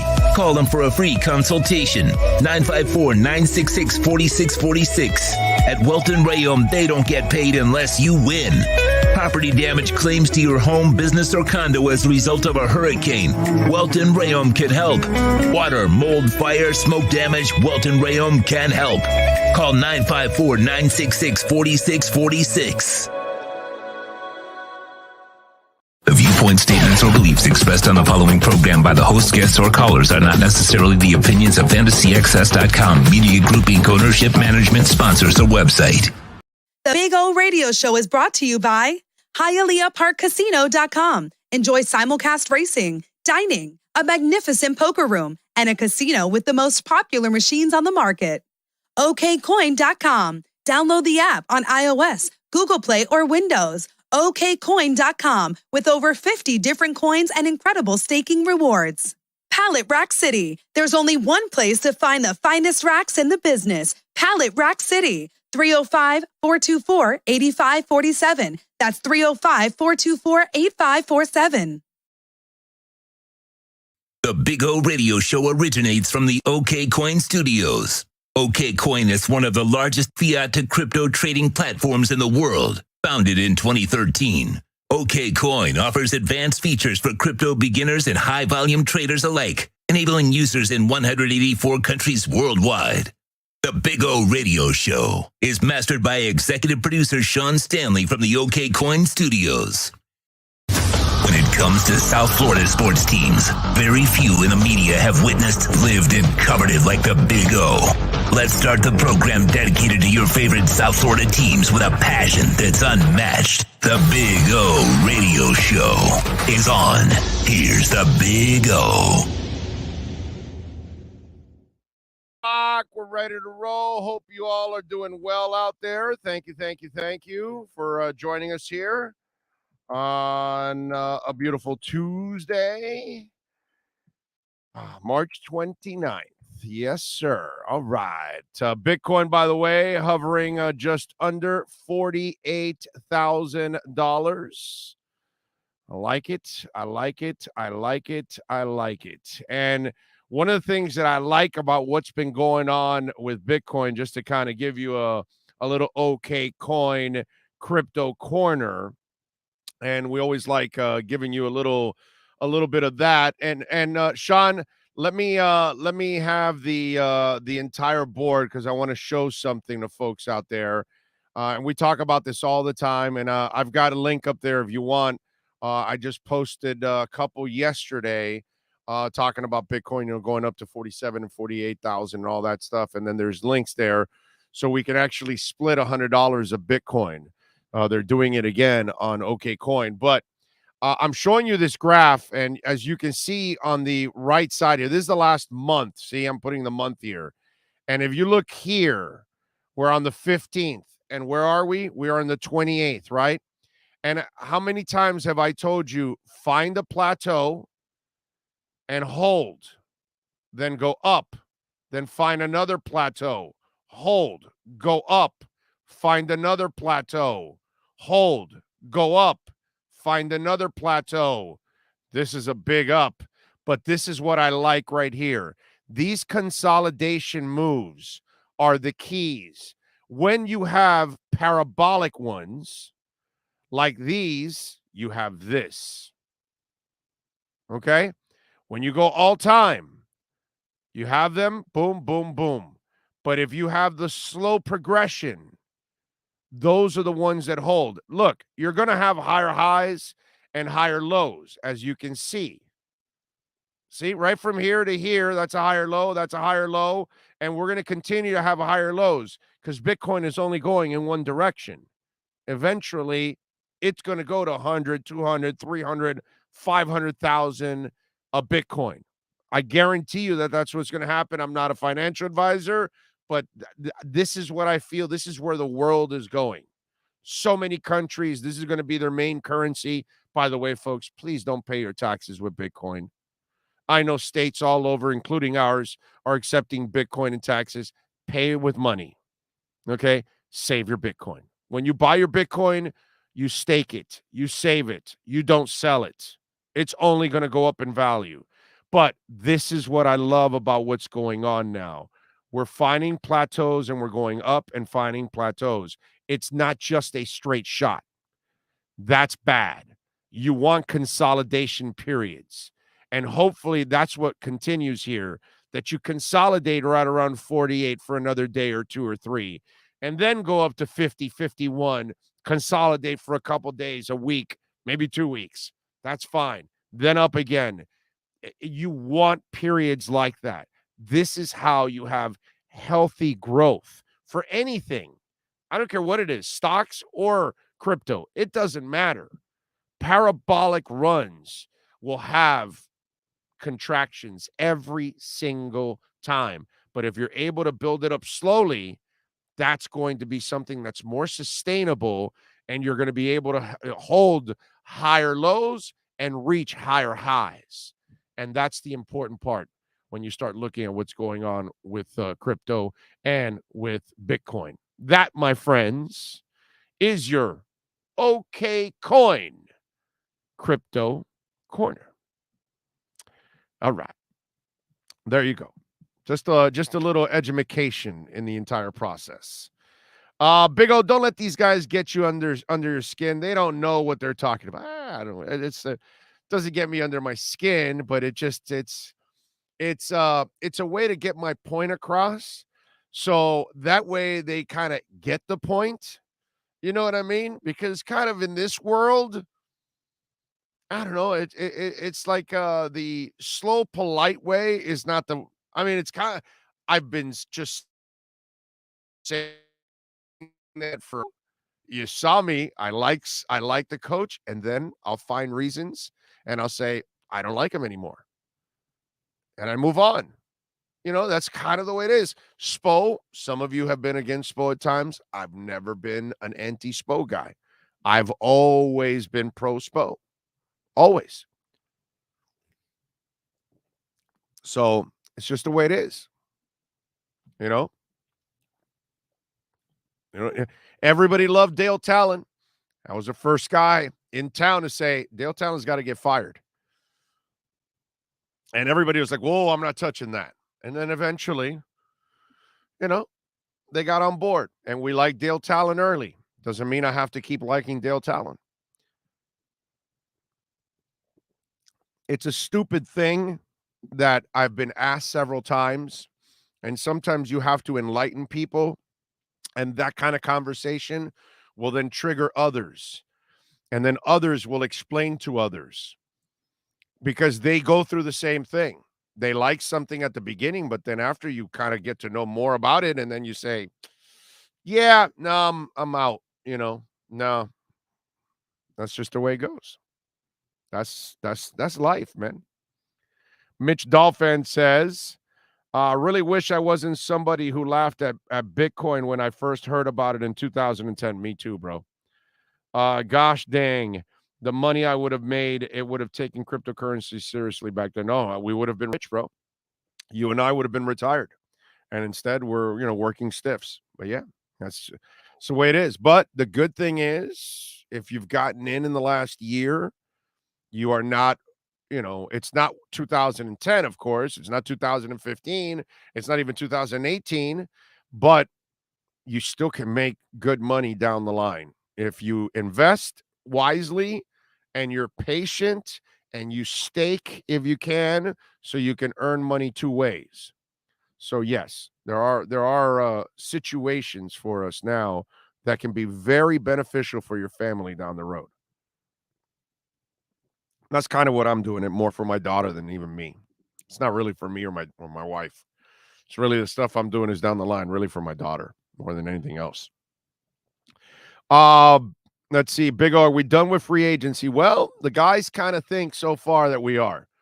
Cam Wolf thought it was more about small moves left, not really big free agents anymore. So the JC Treaders and those kind of moves, they're not going to happen. They're not going. He told you yesterday they're not going after the Honey Badger. So they're not. I don't think they're going for. Now, listen. I think what we learned over the last couple of days here is I think they're done with the big moves in the line. And it's kind of exactly what I wanted. I wanted two guys. Why? Because you have three other spots. You have five guys you drafted. Three of them will be filled by those guys, I would imagine. And I think that's what they're counting on. I think they're counting on Dieter to be the center right now, Hunt to be the right tackle or right guard, and then they'll have a slew of guys that are going to be competing for the right tackle spot. Connor will be competing, but he'll be the left guard when it's all said and done. They're just going to keep the carrot dangling for everybody else that, hey, you got, Austin Jackson, you got a spot at guard. If you can be the left guard or the right tackle, you're going to compete there. And I think that's what they'll do with Eichenberg too. Eichenberg, you're competing at right tackle, but hey, guard is also available to you. And maybe Hunt is also a guy that they want to see if he fits tackle or guard. Hunt may end up being the right tackle, and then they move the other guys all to guard. You just never know. This is a completely different scheme. But I think they feel that they have enough of those draft picks to fill some of those needs. We shall find out. The good thing is you have known commodities. I'm talking about the coaches, that they know how to develop linemen. They know how to develop O-lines. And that's the important part, ladies and gentlemen. You're not dealing with an inexperienced offensive coordinator, inexperienced QB coach, inexperienced offensive line coach, and then they're all trying to put something together they've never done before. These are people that have done this already and have had success. So they must see and say, okay, no, this guy fits this or that and what we do. Jesse Minneapolis, thank you, sir, for the love on the super chat. He says, Orlando, I'm still here daily. Been buying crypto. One question. Started on Coinbase, then on OKCoin account. How would you transfer assets? Well, I would transfer my assets from Coinbase to OKCoin if you can. They're much better and they have better staking options. Coinbase started adding some, but OKCoin has way better options for you. Not every coin you can stake, obviously. That's on every platform. But they have a lot of coins on OKCoin that you can stake, man. A ton. Look, they have New York and Miami coin, but they have Terra USD, Cosmos, Polkadot, Stacks, Avalanche, Synthetics Network, Tron, Polygon, Solana, DAI, Tezos, Cardano, DAI, Tether, Uniswap, EOS, Algorand, Yearn Finance. Oh, well, Yearn Finance is not. There's nothing there, actually. But they have several coins that you can actually, stake, and I think that's incredible. Ooh, I got some interest on OKCoin. Thank you for making me check. I can. Let me see. Where's Cadena at? Should I buy? Cadena's at 697, and Bitcoin. You know what? I'm just gonna buy some Bitcoin. So I now will sell my stacks. I got some interest in now. And so I'm going to sell my stacks. Okay. Oh, wait a minute. All right, here we go. So that's what I'll do. I'll sell my stacks now, and I sell my stacks, and then what I end up doing is that money that I got in interest, I will then what's it called? Buy Bitcoin with it. So it's a beautiful thing. So now I get some free Bitcoin because that's from my interest from Miami Coin being staked. So it was, I think, $48 that came in being staked. So that $48 of interest in Miami coin, I turn it over into Bitcoin now. It's a beautiful thing, man. I love it. There's nothing like a little free Bitcoin, man. That is beautiful. I know I'm buying it at a little bit higher than I would have, but it's only going to go even higher. So this investment, this free, what I'm doing now, the free interest I got from Miami Coin, I sell the stacks because they give it to you in stacks. I sell it all, and then I convert it into Bitcoin.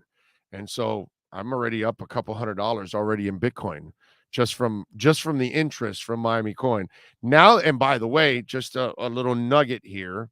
I'm expecting Miami coin to start going up some because as Bitcoin starts going up, stacks and the city coins, Miami, New York, should start going up because everything is on the Bitcoin network. So since it's on the Bitcoin blockchain, it'll then have a trickle down effect. So I would imagine stacks will start going up, and then eventually Miami coin and New York coin will start going up, and hopefully it goes up so it helps all of us that have it staked, because we're not getting the kind of staking value that we should be getting because of this damn dip that happened for the entire market. And obviously, if Bitcoin dips, altcoins are going to go even worse. And anything that's not Bitcoin is considered an altcoin, just so you'll know. Ethereum, Polygon, Cardano, Avalanche, whatever, they're all considered Miami coin. They're all altcoins. That's what they're considered. All right. Big O, do you think Tyler Van Dyke is going to be a good QB in the NFL? That's a great question, my man. It's a great question. Give me another year of watching him here and see what he has. Okay. Ken Rosa says, if you've been listening to the Big O, when you buy the dips, your retirement will be in the next 10 to 15 years. Amen to that. Amen to that. If you've bought the dips, there's all I know is that right now there's a bunch of you that are making some money in the last year if you bought dips, like I've told you, because I know I'm in the green on a lot of coins right now, and not even and wait till they get back to the numbers they were at. Oh my God, because those of us that took the dips, it's going to really explode.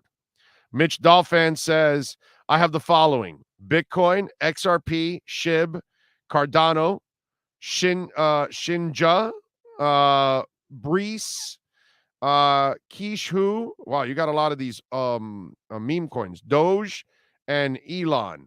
What would be the best ones to stake on OK Coin? I think you can only stake Cardano out of that group. I don't even know. I don't think you can stake. I don't think they have Doge staking. No, you got to, you know what you're going to have to do, my brother? Move it to crypto.com, because on crypto.com, you're going to be able to stake Bitcoin. You're going to be able to stake SHIB, Cardano, and Doge. Okay. I'm 100% sure, because I have staked a lot of that stuff. I don't have XRP, and that they don't even have staking for XRP. I don't even know, but you're gonna have to move some.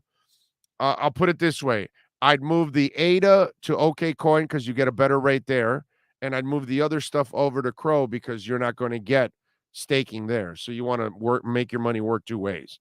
So go to crypto.com there. Whatever you do at crypto.com, don't play their games.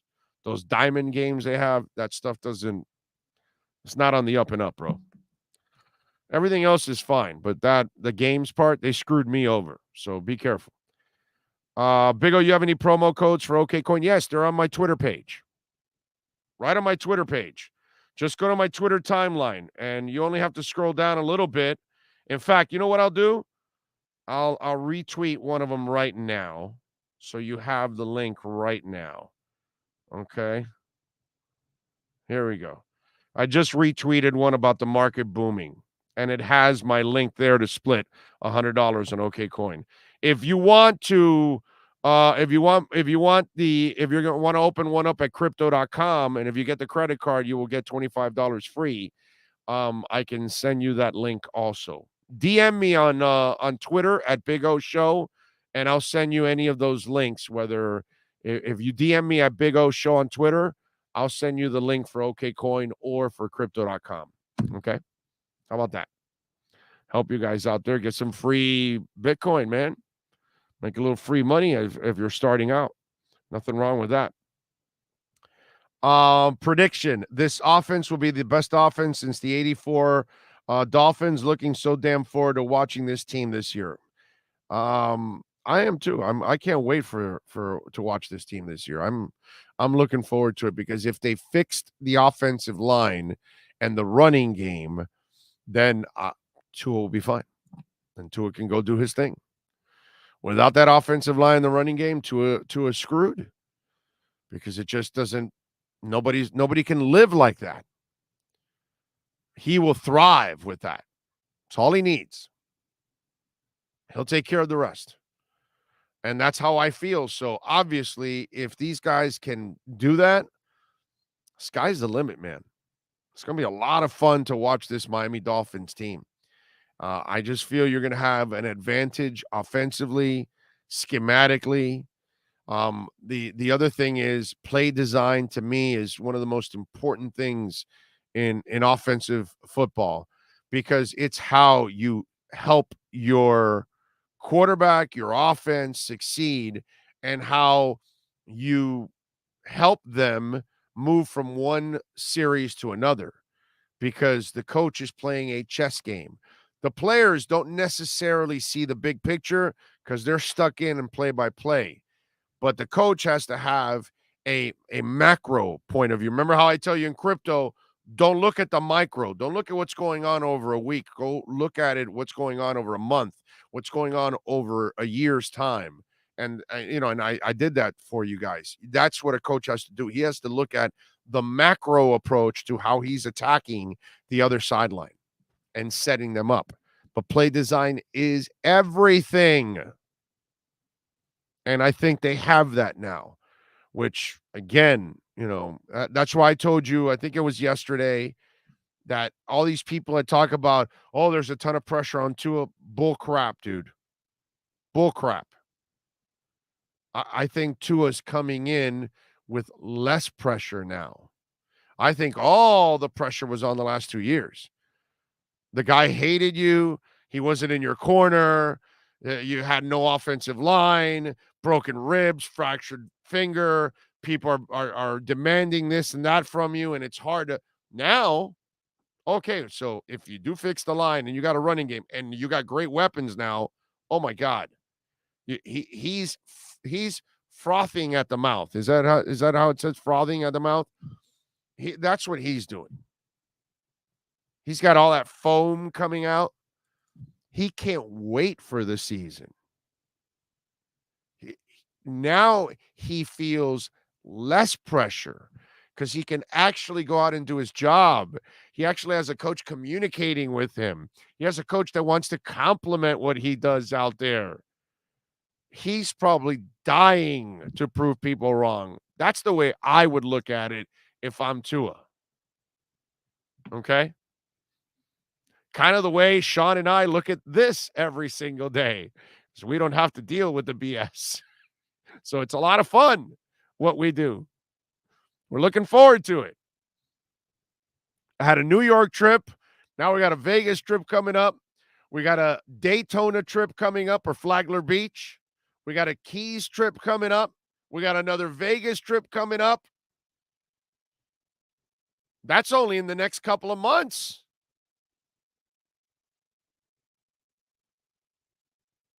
You think you would have done that with any other station there, Sean? No.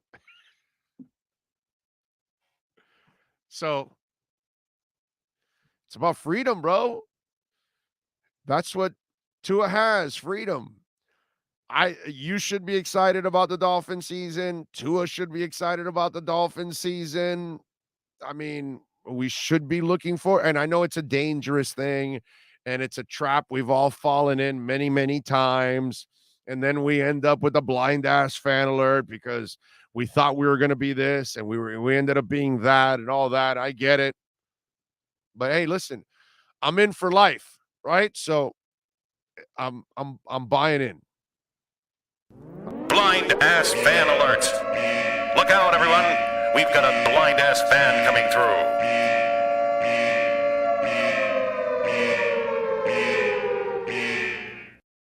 Ofer says, play design was so bad these past 2 years, I don't remember a Dolphins team this bad at Yak. I'm telling you. I'm with you, man. Nicholas Flynn says, Big O, I need help with my crypto. I bought $500 in SHIB, and I got my money back now. Should I sell it and buy Bitcoin or something else? I don't have much money. Here's what I would do, my brother. $500 you have, right? 40% in Bitcoin, 30% in Ethereum, 10% in Polygon, 10% in Cardano, and 10% in Avalanche. Rock on, fella. Okay? And then every time, Nicholas, this is what I would do. Not a financial advisor, but if I had those $500, and then the next time, Nicholas, you have $50 or you have $100, you break it down again. 40, 30, 10, 10, and 10. Stay with that. Stay with those coins, and you'll be fine. Okay? You'll make your money, my brother. Just stay patient. Don't panic. All right? So now you know.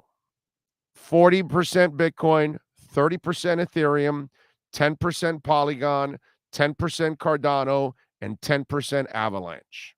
And write it out. Let it go. All right. Let's see. Big O, stay away from Lily James. That's the girl of my dreams. I already have the girl of my dreams. I'm married to her. I've been with her for 34 years. I'm not, you can have Lily James. I'm just facilitating for you guys out there. That's all I'm doing. I'm not looking, not that Lily James would give me the time of day, but I'm not looking to hook up with Lily James. She's all yours. Okay, I got the girl of my dreams. I'm a happy married man. I'm not worried. I'm not looking for anything. I'm just doing a radio show. I'm a facilitator of fun. It'll be fun to be at the NFL draft. It's fun to talk about Paige Sporonic. Doesn't matter, either way. It's the way we rock. It's the way we roll.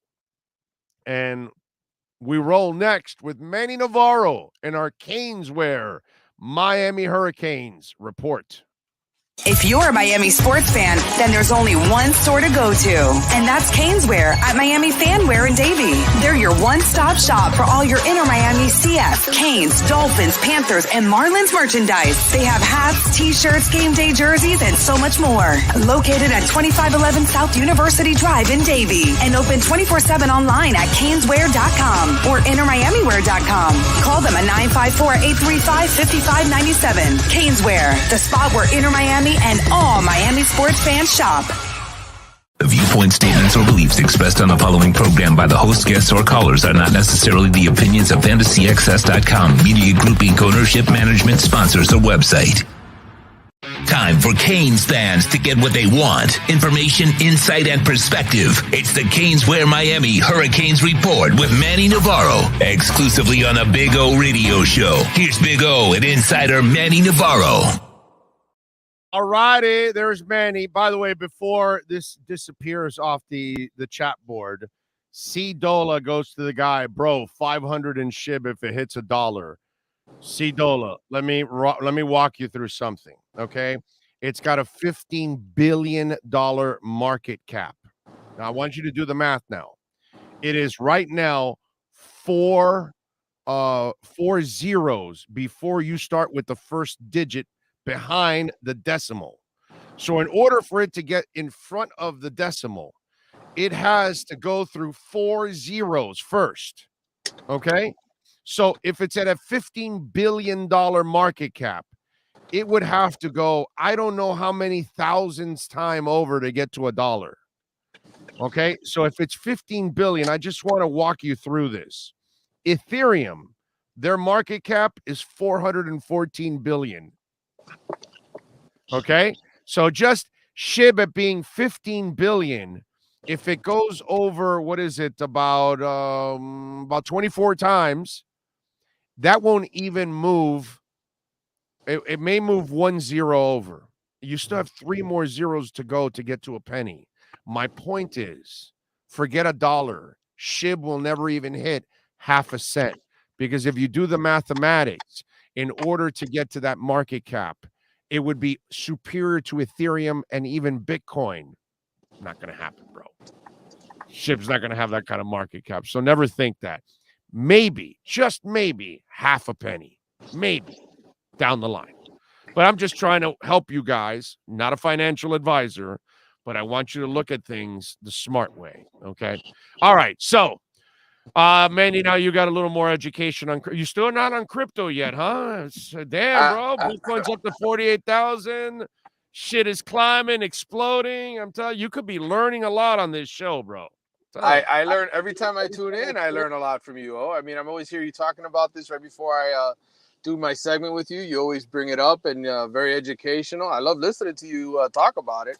I don't know much at all about it, but I'm learning from you little by little. All right. Well, we got to get you like invested so you can like follow it and like, set the kids up. Because basically that's what I'm doing. I'm just trying to set my daughter up. I live my life already, bro. I mean, I just need a couple bucks so I can go to a couple concerts. That's all I want to do. I don't need anything else. I'm done. I live my life. So yeah, I'm basically busting my ass and trying to invest for her, not for me. You know what I mean? That's just kind of what it is. And that's what you're doing in life now, right? It's not about us anymore. It's all about them. It's all about them, kids. dude. It's all about them. All right. And for Manny, it's all about them also, them kids. All right, so how are we doing on the transfer portal? What are we hearing on the UM front? Well, they're kicking the tires on a few different kids, but the big name today was Josh White, who's a linebacker out of LSU, former 4-star kid in the 2020 class. I think he played in 10 games as a true freshman during the COVID season, and last year was injured and kind of fell out of favor in the locker room just because LSU's a machine. I mean, they've always got elite recruits going there, and I think the kid's looking for a fresh start. Dave Aranda, of course, who is the coach at Baylor, was the one who was recruiting him there, and then left to be the head coach there. So Baylor, of course, one of the big schools after him as well. TCU's another. Miami offered him. I think the bigger storyline is that Miami's still looking for help on the defensive front, and I've told you this for over a month now. I think Mario, Cristobal looks at Miami's defense and says, hey, there's still some areas where we can add talent. They went out and they got the UCLA defensive end, Mitchell Agude, last week. He committed. That was a good pickup for them. They need pass rushers. And then I think the linebacker position, I think little by little as they've gone through camp, you realize, hey, man, that's still a position that we didn't do a good enough job recruiting. The previous staff didn't do a good enough job recruiting in terms of getting impact players, guys that you can count on. So I think the thought process is you keep kicking the tires. I told you it was going to go through the spring and through the summer. It never ends as those names pop in there. So we will continue. I told you about Mitchell Agude, I think, almost 2 months ago, right? Yeah. I think that's the first time I mentioned him to you. And you just have to watch the process as it goes little by little, week to week. He took his visits. I would assume this LSU linebacker, Josh White, will do the same thing. He'll take visits and then decide on a school.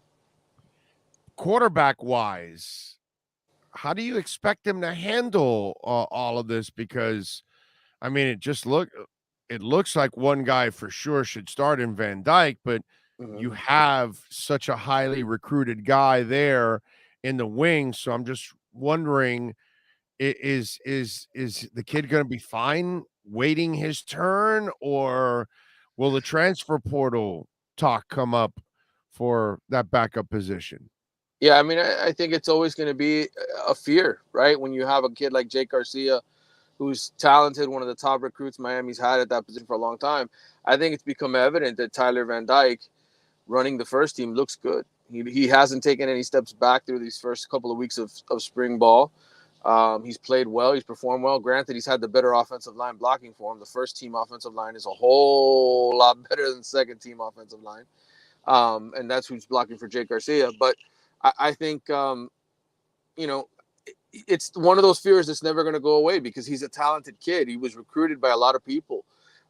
He originally had committed to USC, but there were a lot of other teams on Jake Garcia that were interested in signing him. And so I think that's something that, again, just like the same way you're looking at Miami, adding guys on defense. I think, you if you're Mario Cristobal and Frank Ponce and those guys, every day you're trying to remind Jake Garcia, you're one play away, you're one play away, you're one play away from being the guy. And I think as long as everything goes according to plan, I've mentioned NIL before. With Jake, I think he's got $140,000 in NIL deals committed to him. That should get him through this season as a backup and potentially, a fill-in starter if Tyler goes down for a game or two, and then you go from there, and you hope that Tyler goes pro after this year and Jake's able to step in and be the guy in 23. But that's always going to be a concern. So how's it feel for you that for many years you knew some of those guys were making more money than you, but you weren't seeing it? Now they're making more money than you, but you actually know about it now. I'm just wondering, how's it feel now to cover these kids that are supposedly, in college to get an education and they're getting that bank, baby. Hey, man, I was under no delusions when I covered these kids for the last 25, 30 years that they were all making money in some form or another, whether it was $1,000 handshakes or hey, take the boat out this weekend, I'm going to leave the keys in the ignition for you, or hey, take the Ferrari out, go to South Beach, I left you some money in the glove compartment. Michael Irving pulling in a brand new 300 ZX. Yeah, no, right. Listen, there's really nothing different except now that it's known, right? Now it can be official. Now they can sign contracts to make it official instead of being paid under the table. So it's just all it is to me is now it's tax deductible. Before it wasn't. So how has life changed? Are you hearing any stories about guys and well, I think it's changed for I hate to use this word, scrubs, but I think it's changed for the guys that aren't the stars, right? The guys who good for them. Right. They get to make some money now and not just go to the club for free and drink for free or whatever. There's kids that are making money and giving it to their parents and it's helping them out, Awesome. I think that's more along the lines of where now that it's that you're allowed to do it and you're allowed to sign these kids to contracts, it's helping those kids out. The ones that aren't going to go to the pros and make big money, the guys this might be the only time in their life that they make money for playing football. By the way, I thought it was really cool when I went to Ruiz's office and I saw three athletes there. None of them were football players. They weren't even basketball players. They were like volleyball players and, different types of sports. And they're there, they have their own NIL deals and they were, doing photo shoots and all that stuff to promote Life Wallet and all that. And I thought, I'm thinking to myself, that is so cool that these kids, that probably are normally hanging around with only a couple, bucks in their pockets, that they actually now have, a couple of extra dollars and hell, maybe even the burden of the parents not have to send them money. Now the kids can kind of earn a little money on the side. I found that cool because anybody that went to college back in the day, you knew how it was, dude. You were eating cold pizza and you were searching for the best deals in, to eat something, or you're waiting for, 50-cent night for beers at a bar or something in a small college town or whatever. Everybody has the stories on how you had to live your life when you were in college, that it was kind of a budget type thing. I kind of like that because that takes that burden off of them. They can focus more on their studies and they don't have to worry about, dude, my stomach's grumbling. Where do I eat? Or, man, I'm bored. I don't have any money to go out or something. It's cool. I'm happy. I mean, that's the one thing that you have with Ruiz, and the contracts he's made, as well as the guy who owns the MMA gyms that made the deal with Miami players last year, that everybody got paid. Like, there's a lot of people that are making money that normally would not. And so, again, kudos to them for taking care of those athletes. And that's the one thing about Ruiz, like you mentioned, it's not just the football players. He offered basketball players. He offered baseball players, golf, really cool. Swimming, diving, all that. All of them have had the opportunity to get involved in this process. And so, it's not just about football. Manny, has a recruit or potential recruit or whatever, have they flat out told you, even off the record, you don't even have to tell us, if somebody told you on the record, great, But have they told you, dude, the money they're giving down there? Of course, I want to be a part of what's going on there. Basically, just for the money. In other words, are the NIL deals solely the driving force for some of these kids? I think, kids like Brandon Innes, for instance, who's, we've talked about him. We had his parents on the show, right, a couple of weekends ago, while I was driving them through Los Angeles. I think kids like him, they know that they're NFL type talent. So it's a little different. Like they look at it as, hey, NIL is nice, but I want to be an NFL football player. I got to go to the best program to help me get there. And in that regard, I think Miami's playing catch up a little bit, with like the Ohio States of the world who've had all these receivers drafted, or even, Lincoln Riley with the quarterbacks and the jobs he's done with them, right? I think the elite kids still look at it as twofold. Hey, can I get NIL and can I get to the NFL? Right. But I think for a lot of the other kids, the 4-star kids, the 3-star kids, they look at that. There's no question. I think their parents look at the situation and say, hey, which schools are actually offering contracts and which kids are getting paid. And not enough of them know, really. I mean, they read what we write, but they don't know the exact details. So when they go on these spring and summer visits, that's the time for those conversations to be had, because I think, the parents are making these trips. They're paying out of their own pocket to go on these trips with their kids. They want to know, hey, what can you offer us? How can you help us? We want to be able to go to games. How can you, what does your school do with NIL? And, who works behind the scenes to help? And I think having a guy like Ruiz at Miami is a huge, factor in terms of kids thinking to themselves, hey, man, I'll be able to have my parents fly down and watch me play now because I'll make enough money for them to come down and do it. So without question, I think it helps Miami, but I also think there's a lot of competition out there.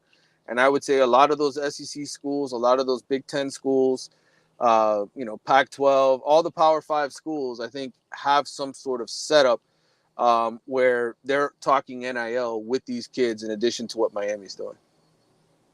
All right, good stuff. Coaching-wise, they're done, right? I mean, that's kind of that's over, right? And there's nothing else? Yeah, I mean, I would think at some point if the Alonzo Highsmith thing is going to end up happening where he comes on in a scouting type role, that still hasn't officially been hammered out or announced or done.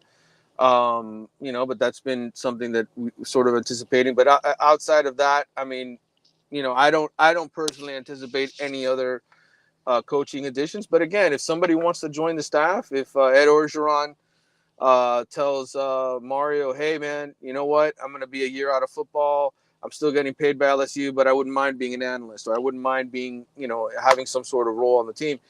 He looked like he lost some weight, by the way. Yeah.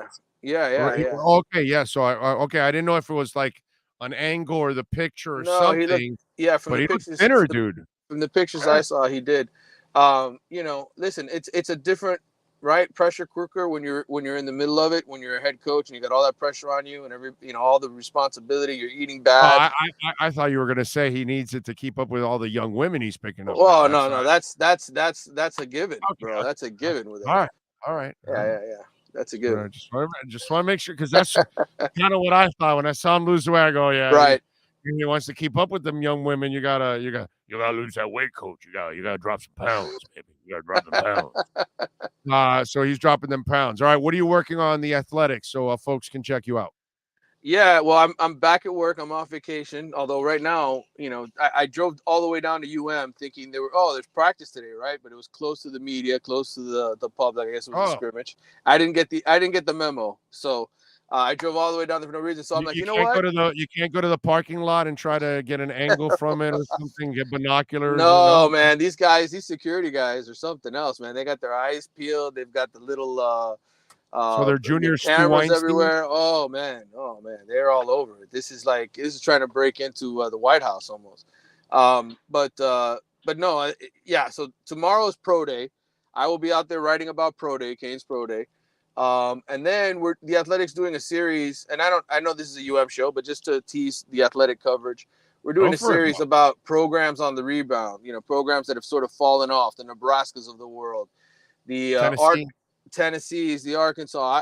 I got USF, which, if you remember, at one point Jim Leavitt had him number 2 in the country, And then even a couple years ago when Willie Taggart was there, they finished ranked in the top 25 twice with Quentin Flowers at quarterback. And then all of a sudden now they've been terrible. They can't recruit.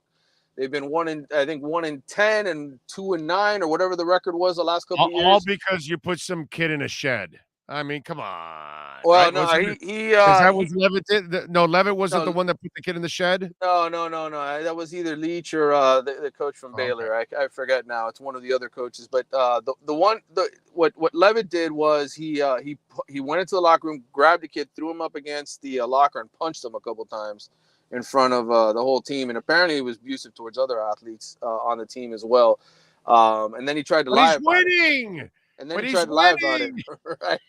He tried to lie about it. He called the parents up. He tried to convince them, hey, this is what you need to tell them. And so anyway, Levitt's been he's bounced around college football. He got back into it after coaching with the 49ers for a few years. But anyway, the whole point is I'm writing about USF. I'm going to talk to their athletic director and Jeff Scott, their coach, who used to be over at Clemson.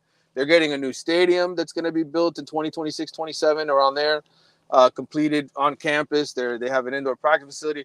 Find out what's going on with USF. So I'll be doing that. And then, of course, just the Canes coverage, man. You know, I'll be out of practice on Thursday and on Saturday and catching back up with what's going on. To be honest with you, besides the coaching clinic and a couple of transfers and maybe the Washington Twins, it's kind of like what I told you at the beginning, first day. A lot of guys out injured. You can't really deduce a whole lot. Jacoby George has looked good. The second-year receiver, he had that highlight reel catch. DJ Scapes played some right tackle and held his own, but really not a lot to report other than, hey, the guys are working. They're trying to get through it. We'll see. We'll see what happens when the injured guys come back and how it shapes up. And then, of course, Will Mallory. That was a significant injury that happened. So really, but I didn't miss a whole lot.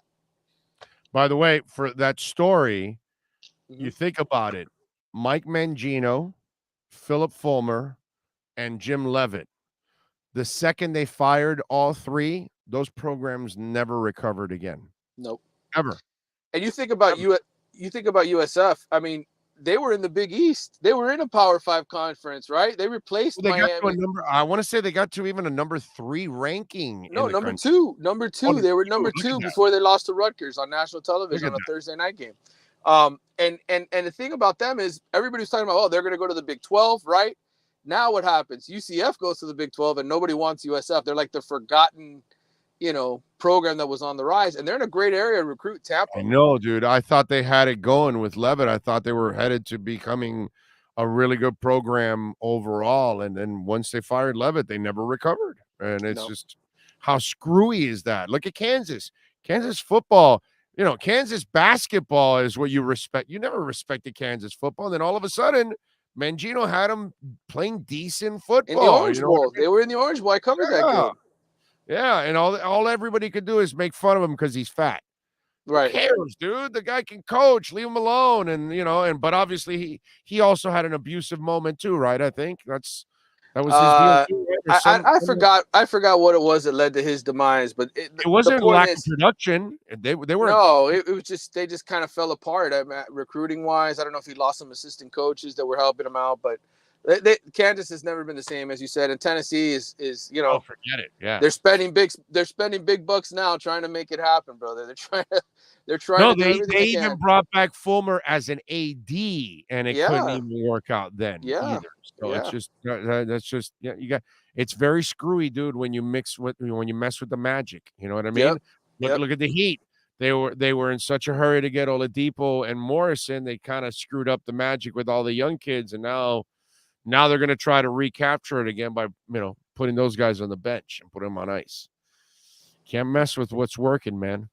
Nope. Although some of these guys got to stop messing with kids too. It's like, dude, you got something good going. You may want to stay away from the abuse of kids. That may be a little bit of an issue. All right, my brother. Follow him on Twitter at Manny_Navarro. More importantly, subscribe to The Athletic. It's an absolute joke what you pay a month. Plus, you get local and national coverage. Manny, appreciate you, brother. Thank you. All right, brother. Talk to you soon. You got it. The great Manny Navarro joining us here on the program. By the way, we have a little bit of a change in the audibles. Here we have George Richards will join us at 12:30 today.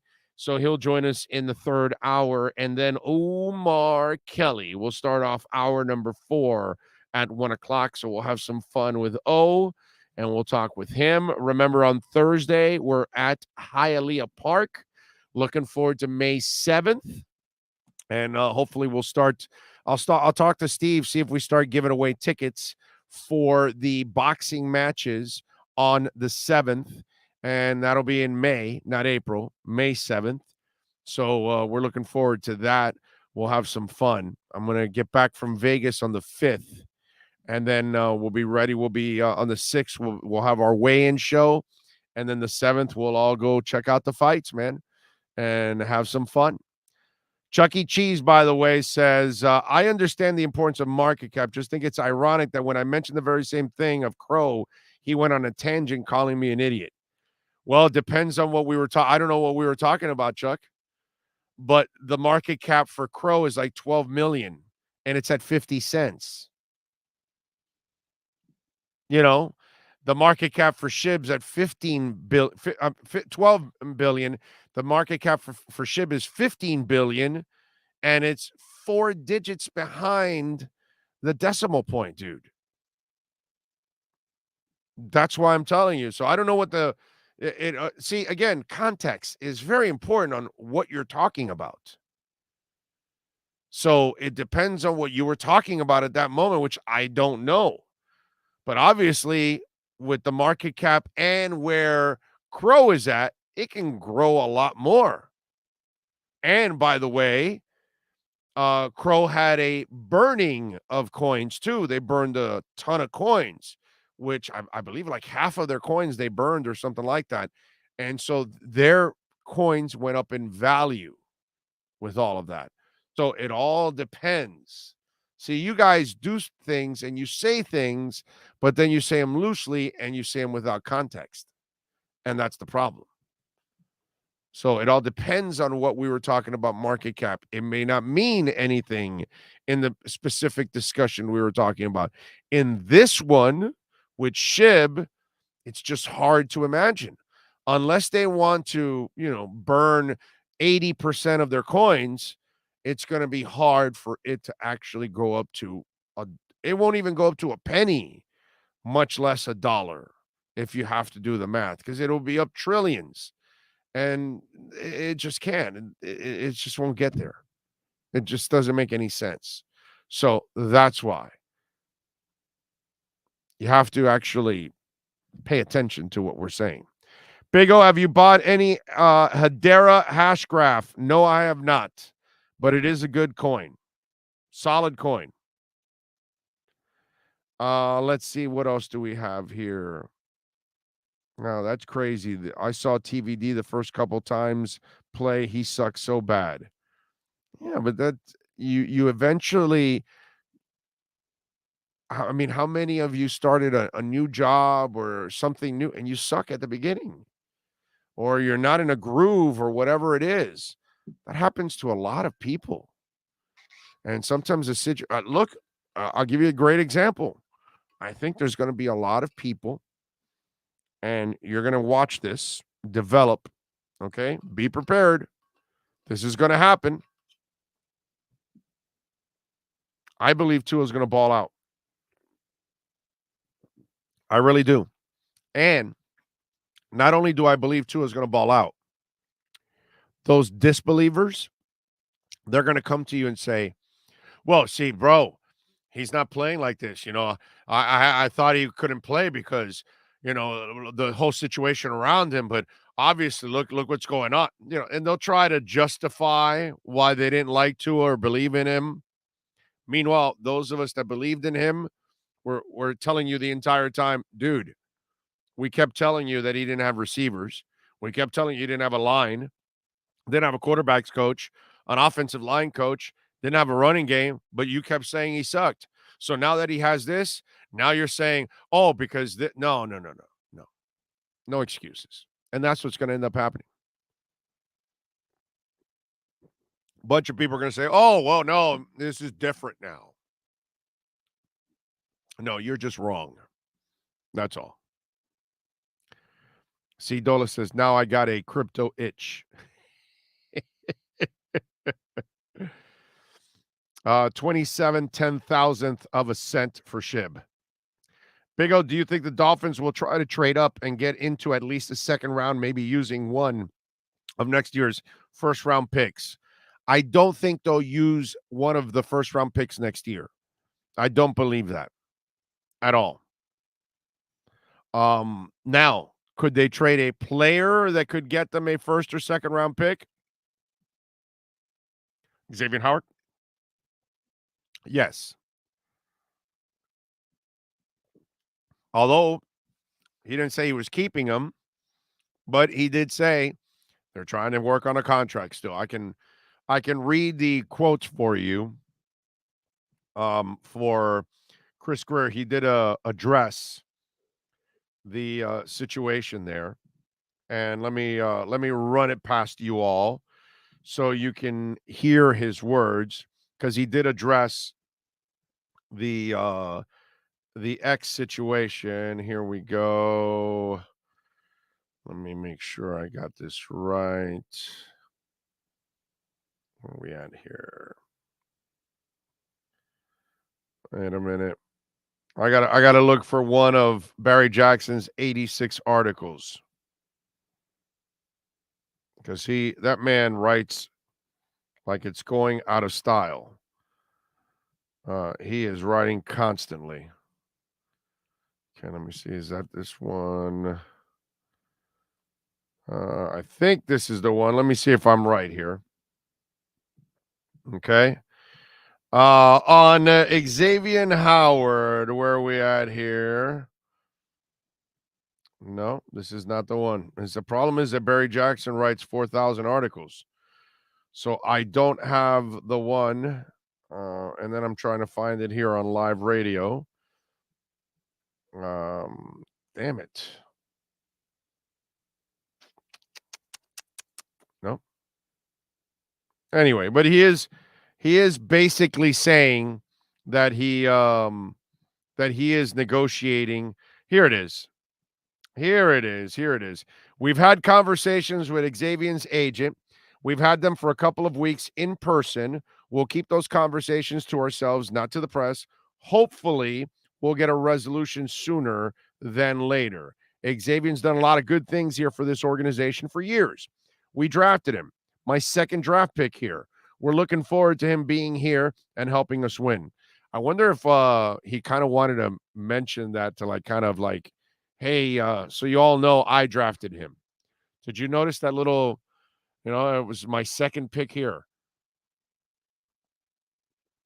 For him to say that, that's kind of send you the message like, hey, by the way, that was my guy. Leon Fresco, thank you, sir. Would I be on or off the Tua bandwagon if I think he will be good with this team, but wouldn't have been good if the same offense came back next year? No. That's not the point. The point is, do you think he's a good quarterback, period?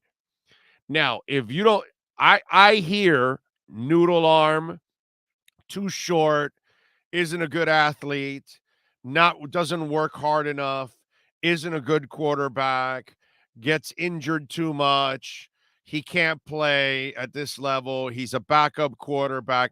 These are the things I hear from the non-believers. If, Leon Fresco, you have said any of those things, you are off the bandwagon. That's all. Pretty simple. Now, the only way you're on the bandwagon for Tua is if you believed from last year that he was never the problem. No matter what you saw, because you looked at everything else, like the line, the running game, the coaching, as the real problem. That's how I saw it. I saw it like no quarterback's going to succeed under those circumstances. That's what I saw. So if you said that, then you're on the bandwagon. Now, if you said he's the problem, you're off the bandwagon. So now you got your answer, Leon. Did you think he was the problem? You're off the bandwagon. Pretty simple, man. Let's see. What else do we have here that I wanted to point out? By the way, I do want to remind you, Nature Bee is a proud sponsor of our program. And 27 vitamins and amino acids, 28 minerals, and powerful antioxidants. And I feel it every day as it powers me through the day. And listen, we all work hard, whether you're a wife, a mother, and a professional. You know what I'm saying? You work hard. If you're a father and a husband and a business owner, you work hard. If you're a student, you're also in athletics, you work. It doesn't matter what part of life you're in. We're all working, we're all grinding. And the beautiful thing about Nature Bee is it's all natural. My daughter's been taking it since she was a child. She's in her 20s. I've been taking it for 20 years now. My wife takes it. And the best part for me, my favorite part, is boosting my immune system. I rarely ever get a cold thanks to Nature Bee. And that's because I've had Nature Bee for 20 years. And in today's virus-filled world, you might be, you might be vaccinated, you might be boosted, you might have both. You still need as much protection as possible. The nasties are all over the place, on gas pumps, on door handles, you name it, man. You want to stay away from it. You want energy. Your nails will grow stronger and longer for you ladies out there. Your hair is going to grow faster. I don't know, maybe 20 years of this has helped Nature Bee. I doubt it, but I don't know. You never know. 55, I don't know. Maybe Nature Bee, who knows? But all you got to do right there, the code is Big O, so you can get free shipping on plant pollen. 1 month supply, 60-day, 3 month supply, 6 month supply, whatever you want to get. All right, so go to naturebee.com. Check out all the products there, man, and use my code Big O for the free shipping. Protect your family, man. naturebee.com. Our number 3 is next.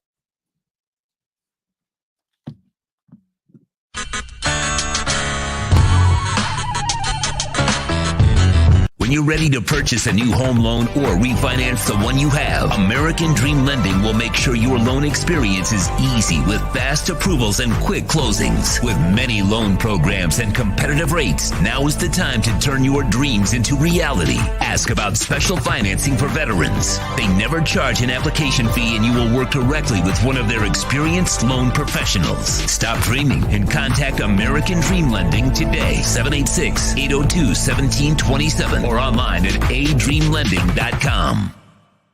When protecting your family is your priority, there's nothing more important than a roof above the people you love. Call Tommy B. Butts Jr. Enterprises.com, 954-735-9826 or 954-394-1411, and ask to speak to Tommy, the owner. They specialize in all kinds of roofs, led by their highly crafted, skilled, and professional roof mechanics. All of their previous customers have an opportunity to enter their bi-weekly drawings to receive free an exterior impact metal door. Please call for more details. That's Tommy B. Butts Jr. Enterprises.com, 954-735-9826 or 954-394-1411. Trust Tommy to fortify and protect what's most important to you, your family.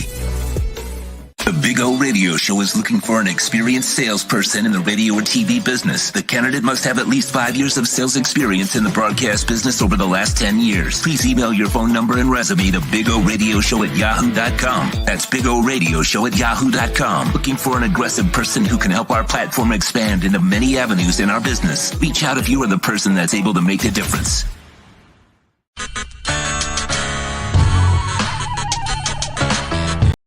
Great, you got a doorbell camera. Now you got a front row seat to your house getting robbed. No. And there's nothing you can do about it. Get out of my house! Ooh, Mom's jewelry. There goes the TV. I'm sure it'll turn up at the pawn shop. No! Just because you can see them, that doesn't mean you can stop them. With Slogans, you get 24-hour monitoring, a free home security system, and professional installation. Plus, a free doorbell camera. Free? One that'll actually work for you. It's not total security unless it's the Sloman Shield. Call 1-800-ALARM-ME. Viewpoint statements or beliefs expressed on the following program by the host, guests, or callers are not necessarily the opinions of FantasyXS.com, Media Group Inc. ownership, management, sponsors, or website. The Big O Radio Show is brought to you by Sports Grill. Good food, good drinks, good friends. Craig Zinn Acura of Pembroke Pines, the #1 volume Acura dealership in the Southeast United States. The Fort Lauderdale Police Department. The FLPD is hiring. Go to FLPDjobs.com. The Big O Radio Show originates from the OK Coin Studios. OK Coin is one of the largest fiat to crypto trading platforms in the world, founded in 2013. OK Coin offers advanced features for crypto beginners and high-volume traders alike, enabling users in 184 countries worldwide. The Big O Radio Show is mastered by executive producer Sean Stanley from the OK Coin Studios. When it comes to South Florida sports teams, very few in the media have witnessed, lived, and covered it like the Big O. Let's start the program dedicated to your favorite South Florida teams with a passion that's unmatched. The Big O Radio Show is on. Here's the Big O. All right. Appreciate all of you out there as always. Thank you, thank you, thank you. Cap for Life, by the way, says, Big O, what if I got off the bandwagon and then got a transfer to jump on the hype train?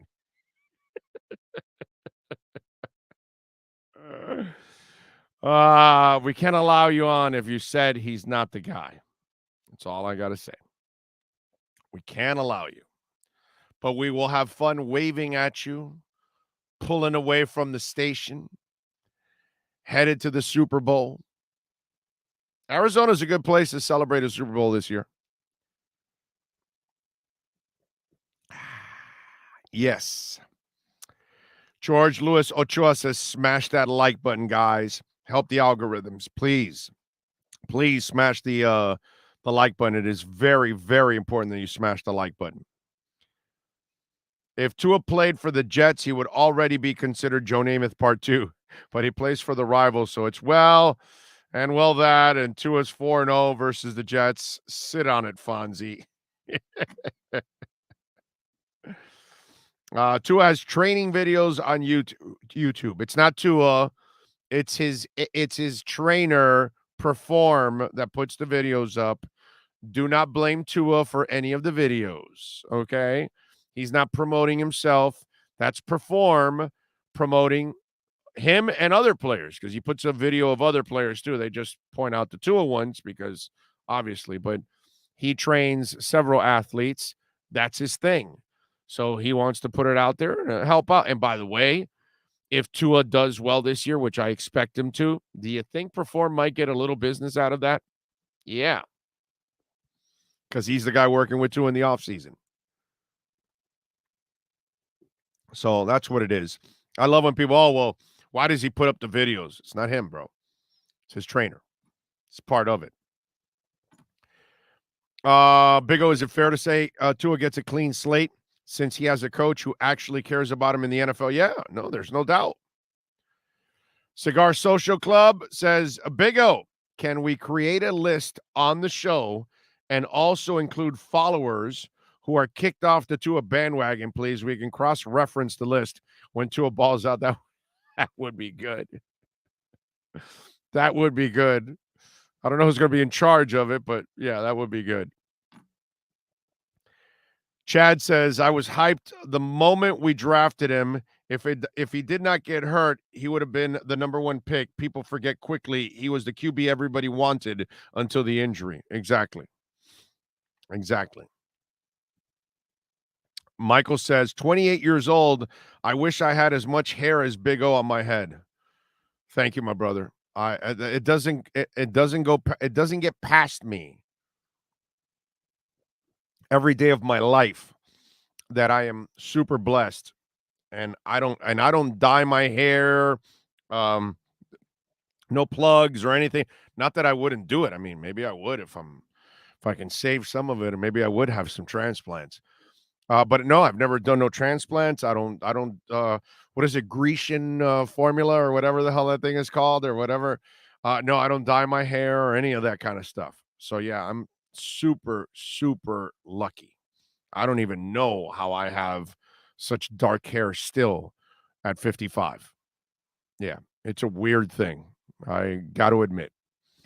Yeah. So yeah, and now I have saved the natural yarmulke. The natural yarmulke is disappearing, bro. I've got all kinds of, as my wife calls it, you've got all kinds of baby hair growing there. And so, yeah. So, we do have the thing that I use to help grow. We're going to share it with you very soon.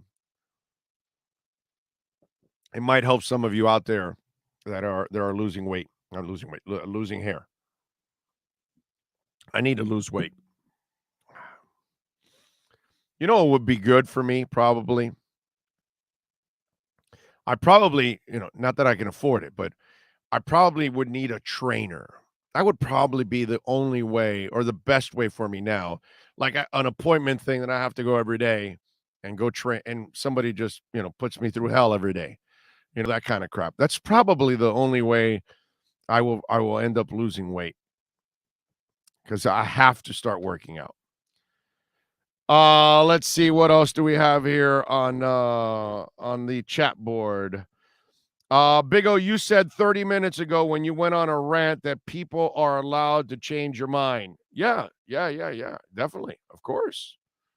Yeah, but not on the Tua bandwagon. You're not allowed. No. You can't shit on somebody and then you want, no. You can praise them, and then once you find out they're shitty, then you can crap on them. That's different, That's what we do every 4 years. We vote in a president, and then we hate him by the end of the 4 years. Doesn't matter who he is. It's kind of what we do. So no, not on the Tua thing. No. There are special rules in the Tua bandwagon. It's different. Tua is the quarterback, and you're crapping all over the quarterback. Then all of a sudden you think he can play? Yeah, no. That's different. See, with Flo, he came onto the scene. Okay, we gave him a chance. We all got on the bandwagon because I didn't know much about Flo, but I gave him a chance. Like Adam Gase. I knew it was a hot name. I didn't know much, but I was all for it. Let's go. And then you give it time, and you get off the Gase bandwagon, you get off the Flo bandwagon, and that's it.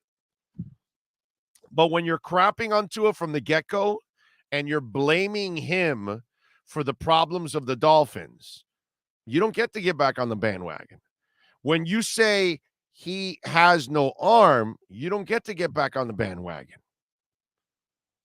It's why? Because all of a sudden now, when he has healthy ribs, his core is now probably 100% healthy. His finger's healthy. So all of a sudden now, when he does throw a couple of 50-yard bombs and completes them, you're now all of a sudden, oh, he can play. No, dude, he can always play, and he can always throw deep. Okay, is he Josh Allen and Cam Newton or something that he's got a cannon? No, I know he doesn't have a cannon, but you don't need a cannon to win a Super Bowl every year. Come on, man.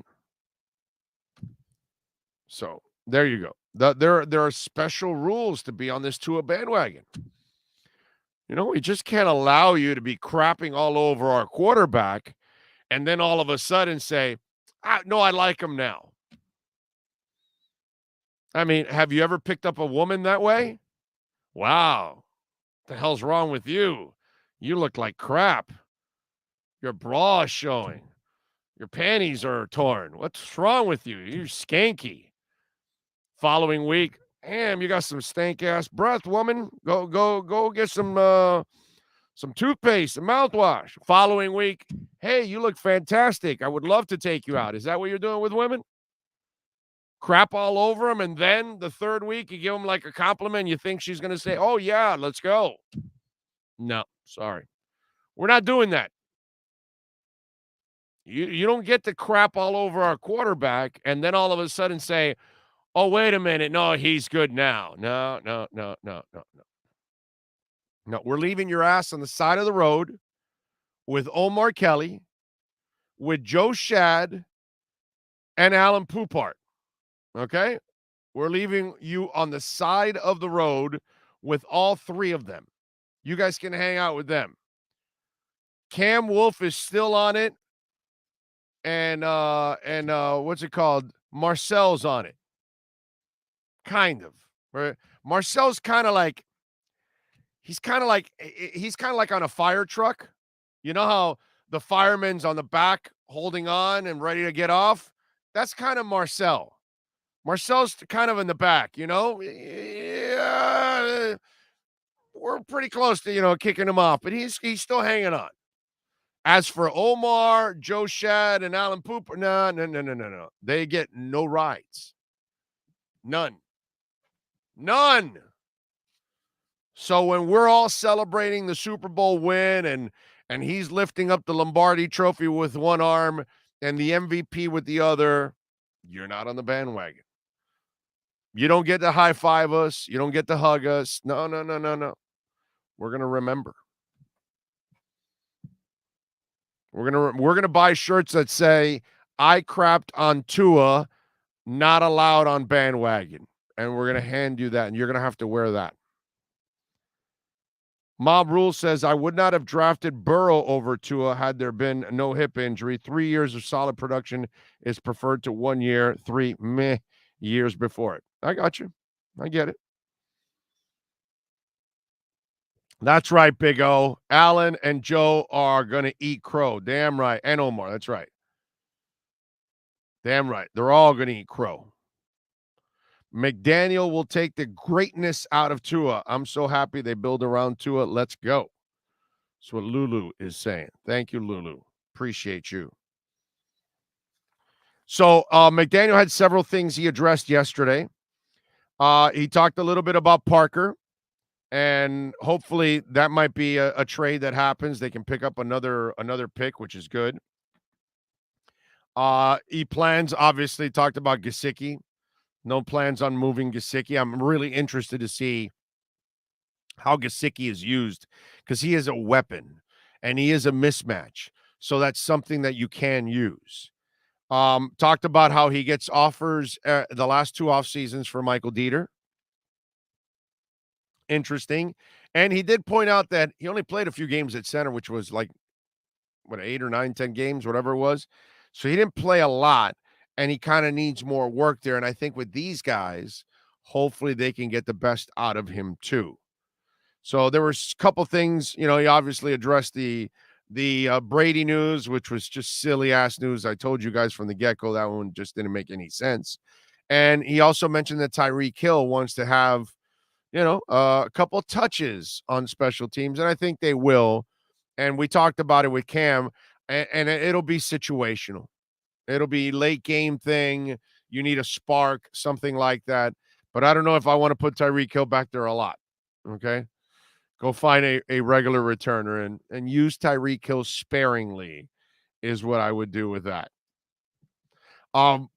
Sometimes here on the show, well, actually practically every day on the show, we find interesting stories where sports and business collide, and we call it the KSDT CPA Sports Business Report.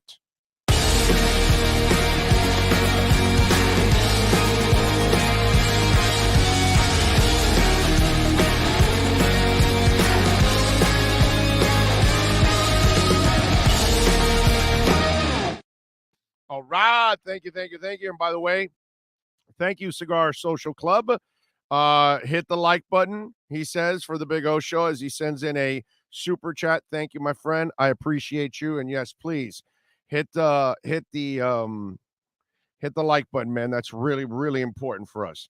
So, Sean, we constantly get people every once in a while that say crypto's not real and crypto's a scam and it's a Ponzi scheme and all of that, but we're watching it grow before our eyes. We're watching it become mass adoption is happening. Well, guess what? The National Football League is now allowing its teams to sign blockchain sponsorships. That's right. Cryptocurrency and fan token partnerships remain banned, but in the 32 memo club, or in the memo sent to the 32 clubs, it said that after completing an evaluation of blockchain technology, it will permit promotional relationships with the undertaking of excessive regulator or brand risk. The memo, which has been reported by various U.S. news outlets added that teams will continue to be prohibited from directly promoting cryptocurrency, but the new guidelines, which are subject to the NFL's approval, do not include stadium signage. So, NFL head of consumer products Joe Ruggiero told CNBC that the team deals with blockchain companies will not exceed 3 years in order to ensure flexibility for long term. He said, additionally, the revised guidelines grant teams limited permission on non-fungible tokens, NFTs. Subject to league approval, clubs may now accept advertising without the use of club marks and logos unless in connection with an NFT deal. However, the NFL will continue to forbid teams from engaging in products licensing arrangements, sponsorships for NFTs and NFT companies. The NFL will update the owners on the changes at the league meetings going on this week. So now they're going to be involved with blockchains, which is kind of the start. In September, the NFL Players Association announced a partnership with Dapper Labs. That's the maker of the National Basketball Association's Top Shots digital collectibles. The New England Patriots, by the way, they struck a deal with the fan engagement platform called Socios in November. And the NFL also gave commemorative NFTs to every fan who purchased a ticket for the Super Bowl this past year. That's pretty cool that if you went to the Super Bowl, you ended up getting an NFT for that. And that's pretty awesome if you're a fan. Like next year, you and I will be getting Dolphin NFTs in Arizona. I know I'm going to buy. I only own one NFT, but I plan on buying another NFT this coming season because I will get one for the Dolphins because they'll be in the Super Bowl. They'll win the Super Bowl, and then I'll buy a third NFT of them winning the Super Bowl. That's what we got to do these kind of things. But these are the first steps. So you can already see that mass adoption is taking over. And that's why, listen, I think what happened in Canada and what's gone on in the war with Ukraine and Russia has kind of sped up the urgency and also educated a lot of people on the benefits of cryptocurrency compared to traditional, currencies that we use now, and the advantages, whether it's the value that it's going to maintain its value better than the average dollar, and also the flexibility of being able to use it and move it around anywhere you go. So all of these things are opening up the doors, and you see the NFL, they're not stupid. They know they're going to make a bunch of money with NFTs and being tied to blockchains. The next step will be, they'll have Polygon and they'll have Bitcoin or Ethereum or something on their jerseys. That's coming. It's going to happen. Chili's has deals. Well, that's what people don't understand. Chili's has deals with all of the leagues. So there's already, individual deals by the leagues with some of these blockchains and some of these companies like Chili's. CHILLZ, by the way, for those of you, LLIZ. Yes, Chili's. So yes, that's another one right there. Let's see, what else do we have? And that is our KSDT Sports Business Minute. This has been the KSDT Sports Business Report. KSDT CPA is one of South Florida's largest and one of the country's fastest growing accounting firms. KSDT is recognized by Forbes as one of the top tax and accounting firms for 2022. KSDT CPA is a full service firm that also excels in crypto. Visit online at ksdtcpa.com or call 305-670-3370. That's right, baby. Call them. Full service. April's right around the corner, and whether you need some advice, whether you need to do your taxes, call the great folks at KSDT CPA. And also, if you're a crypto investor, be careful. Make sure you have the right person doing your taxes. KSDT has 3 gentlemen that's all they do is crypto law. So make sure you call my friends at KSDT CPAs and tell them that Big O sent you. They will take care of you. You want to get in on the Welton Rayom text line? 855-912-1056. That's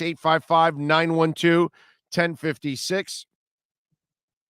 I can read some of the comments here on the Welt and Rayom text line, 855-912-1056. By the way, if you need some lawyers and you need a firm that you can trust, personal injury, bankruptcy, commercial litigation, criminal defense, homeowner property damage, call them before you call anybody to fix it.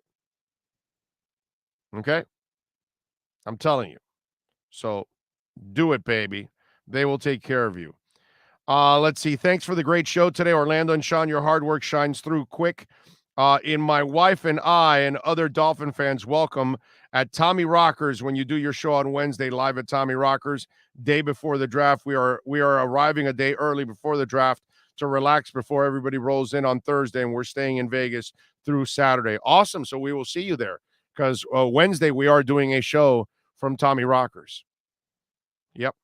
Although I just thought about this, Sean. I don't know how early they open because we're going to have to do a late. Exactly. Yeah, we're going to have to do a later show on that Wednesday. That's probably what's going to happen. Maybe two of those guys complaining about Lily just need more diversity on the show. Maybe the wife to help point out some ravishing men also so those two can enjoy the show as well. Yeah, I'll do that. I'll have the wife pick out a couple of gentlemen, and she can talk about them. That's good. It's a good idea. Flow sucks, but having said that, why not wait to see what McDaniels is all about and how he does before crowning him? Shouldn't we learn from the past? We should. We should learn, but I'm going to get excited anyways. Oh, do you know when Tua and the offense is allowed to see the new playbook? Dude, Tua's already got the new playbook, please. If he probably doesn't have the whole playbook, but he has, I'm sure. No matter what the rules are, I'm sure Tua has a lot of knowledge already about what the hell is going on. I'm sure he's had plenty of conversations with him. All right, let's see. Stoneface Master says Big O is quite knowledgeable on cryptos and NFTs. No, I'm not knowledgeable on NFTs. Crypto I follow, NFTs I am not. I am beyond a rookie. Okay. I don't follow enough NFTs. I would never give you guys any advice on NFTs. I just don't know enough about it. So I'm buying a ticket for Super Bowl 2023. There you go. And NFTs. That I can tell you is guaranteed. That part, yes. That is guaranteed. You know what's also guaranteed? George Richards in our lockdown segment, our ALennyLocksmith.com Panthers report. Time for the lockdown segment with Florida Panthers insider George Richards. This lockdown is brought to you by A. Lenny Locksmith Services. Count on them 24 hours a day. Go to the website at ALennyLocksmith.com. Here's FloridaHockeyNow.com insider George Richards. Is the man, the myth, the legend. Make sure you also subscribe to FloridaHockeyNow.com. It is a must if you're a Panthers fan. You must subscribe, just like you must catch them here every week. George and David doing their thing here with the lockdown segment. It's a beautiful thing. All right, so George, is Bob the backup? No. Okay. No. Walk us through. So is is it just injury? Is it just rest? Is it a little bit of both? Maybe a little bit of both. Okay, because we're watching a lot of night every single night.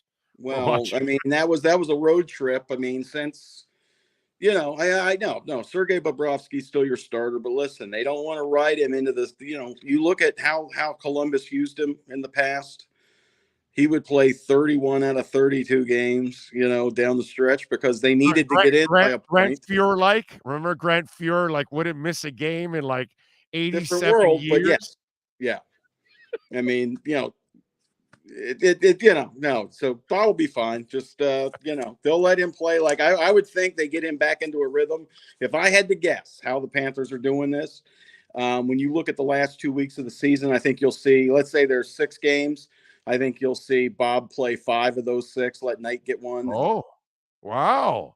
And then I thought it would be on off. Wow, 5 of 6 is really heavy work to get him in. I guess they want to get him That's really you want him sharp. getting in, you want to get him into a rhythm, into a flow I going see. into the playoffs where you're going to be playing every other night. And maybe you'll have a back-to-back. Game 6 and 7 could be a back-to-back, you know. Right. So you kind of want to put him in that groove already where he has to, kind of have that mindset that he's going to be playing. Okay. All right. Game, practice game. That's how it goes in the playoffs. Yeah. Okay. All right. All right. I was laughing because there was a headline that says, "Well, if our first loss in the Giroux era," and I was like, "Wow, are we supposed to win all the games in the Giroux era here?" I mean, all of a sudden, 20 maybe 20-0. Yeah, he has played well, man. He has looked good. Yeah, he's been good. I mean, I think people, when you look at a guy like Claude Giroux, and I'm sure that we're a little guilty of that ourselves. Yeah, he's going to come in here 20 games. He's going to have 15 goals, 15 assists, and 30 points in 20 games. Very rarely do you get that at a trade deadline. Sometimes you do. Sometimes you get that. Just wow, caught fire. Frank Vatrano right now is on that kind of pace for the New York Rangers, ironically enough. But he's playing really well. It looks like he and Barkov and Verhaeghe are really flowing. You look at that power play; it hasn't gotten the results, but my goodness, are they getting chances after chance after chance? That puck's going to start going in. So I would think for those guys only being together for a week and 3 games and a week with very little practice time, I think that they've looked pretty good.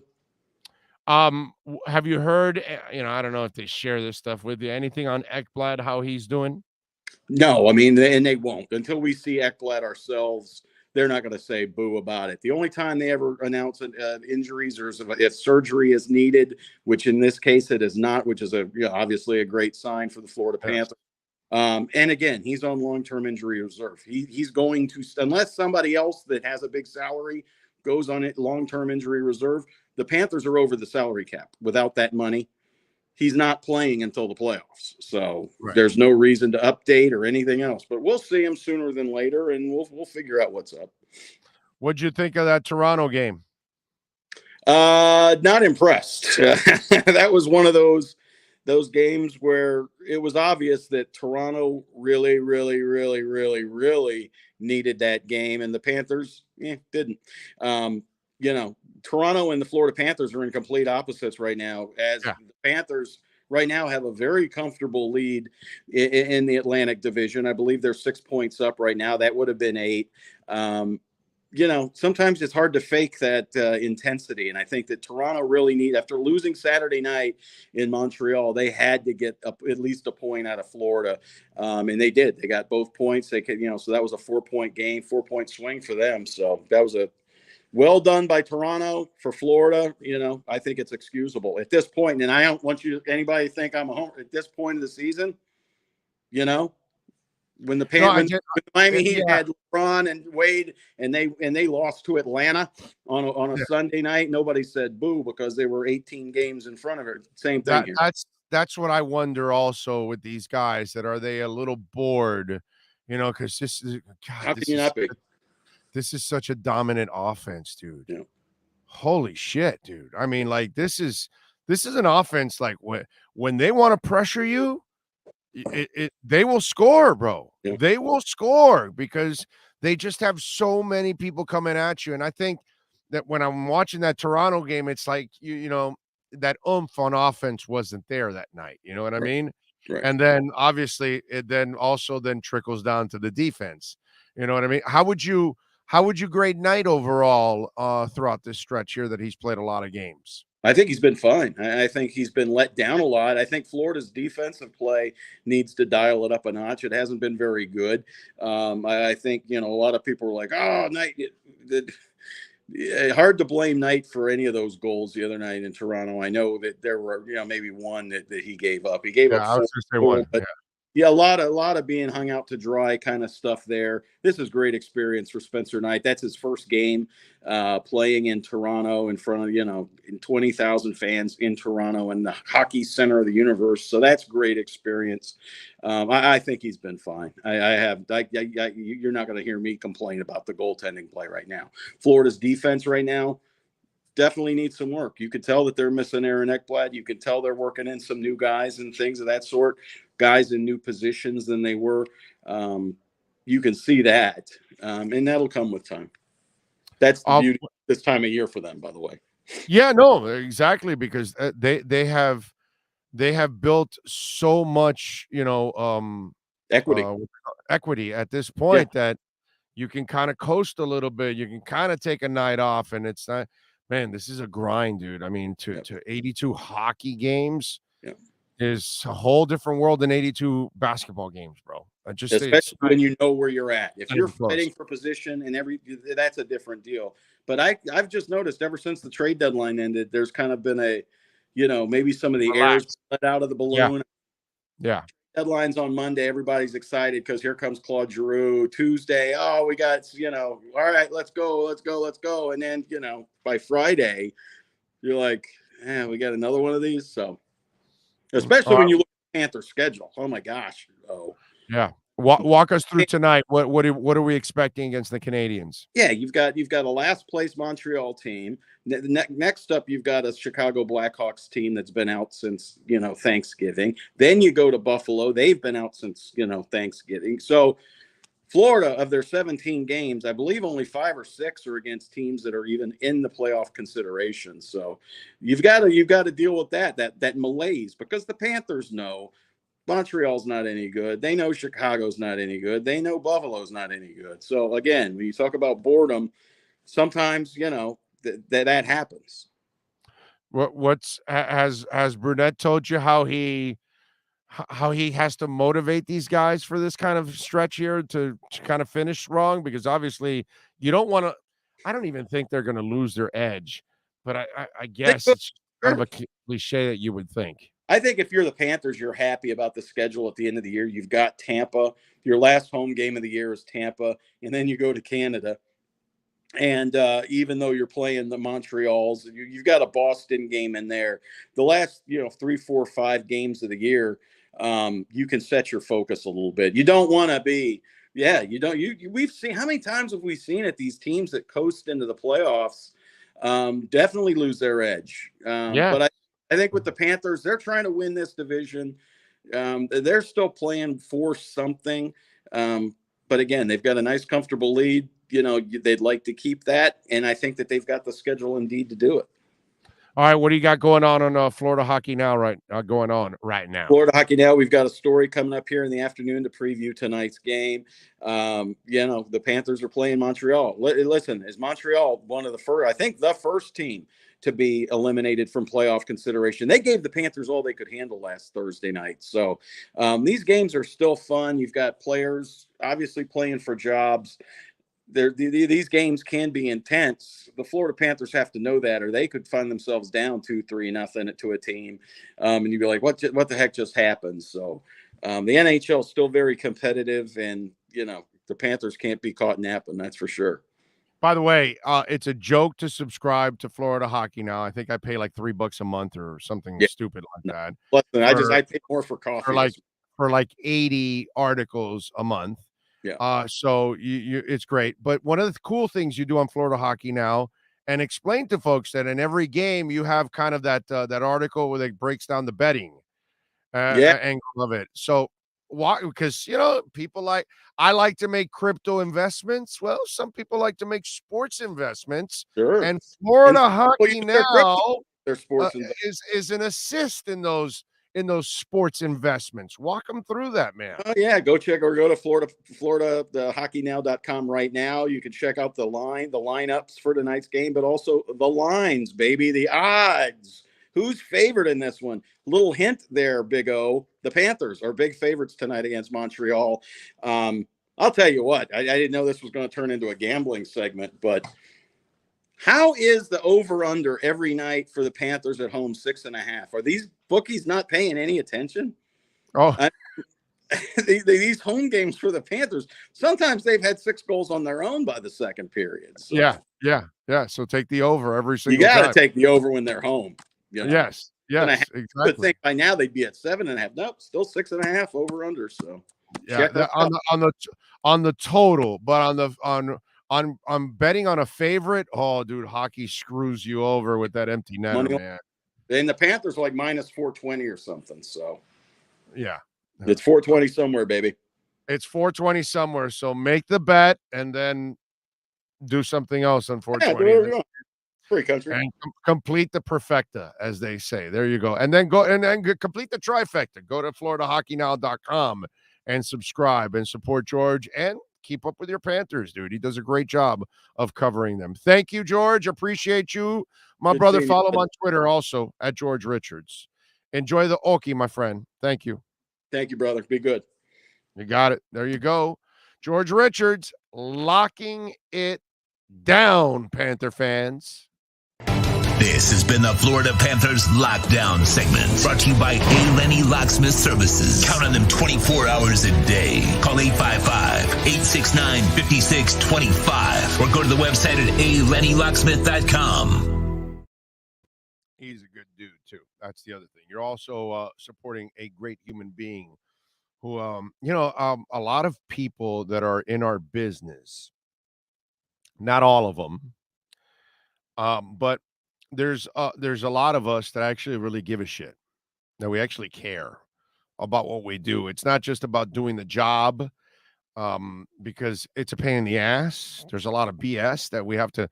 I mean, George has popped around with all kinds of different outlets over the years, and now he's, finding a home now on his own. And the beauty of this world now is that you can create, if you have, the power, you can create your own, platform, and people will support you. And it's great because he doesn't have to answer to anybody, and he can actually cover it objectively, and just like what we do here on our show. And we're not tied to any corporation, and that you have to watch what you say, and they got a relationship with this one or that one. And so, as I say, if you can, support your local journalists. They're actually, covering and giving you guys the information that you need. So if you're a Panthers fan, this is one of those guys you would definitely want to support, doing great work covering the Panthers every single day. Indade says Panthers get too cute with the passes. They need to know when to switch getting dirty goals in front of the net. I mean, dude, they score a lot, Indade. Scoring is not a problem for them. Thomas, Big O show is fire. Best information show, no doubt, with all the insiders. That's the idea. That's what we're trying to accomplish, Thomas. We're trying to accomplish a show where you guys can get your insiders for everything. And we're going to add baseball also. We're going to add everything. We're going to add everything. Just got to get all the ducks in line, baby. And we'll be fine. Chess Rockwell says, any feedback on micro-investing apps like Bundle that invest your remaining change in crypto on credit card purchases? I don't know anything about that, Chess. So I can't talk about it or tell you anything negative or positive about it, my friend.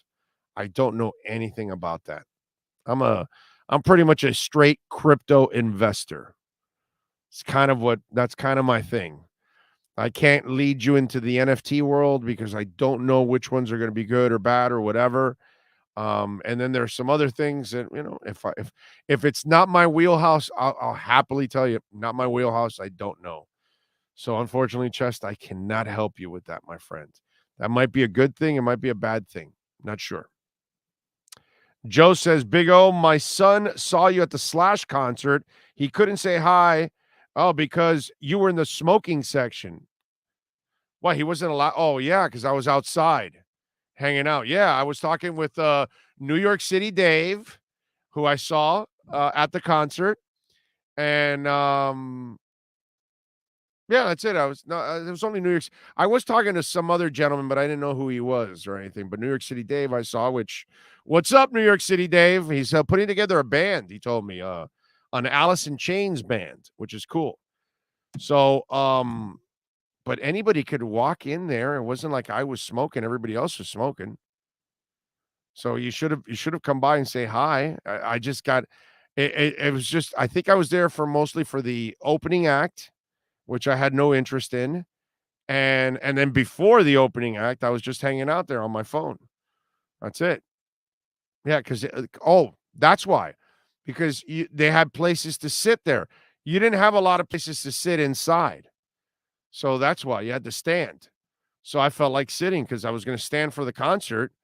I didn't feel like standing the entire night. So, yeah, next time have your son come in because every time I go to the Hard Rock in Orlando, they have an inside bar and it's cold as hell there. So I went to the outside right next to where they sell the shirts, and there they have all kinds of chairs, but not everybody is smoking in that section.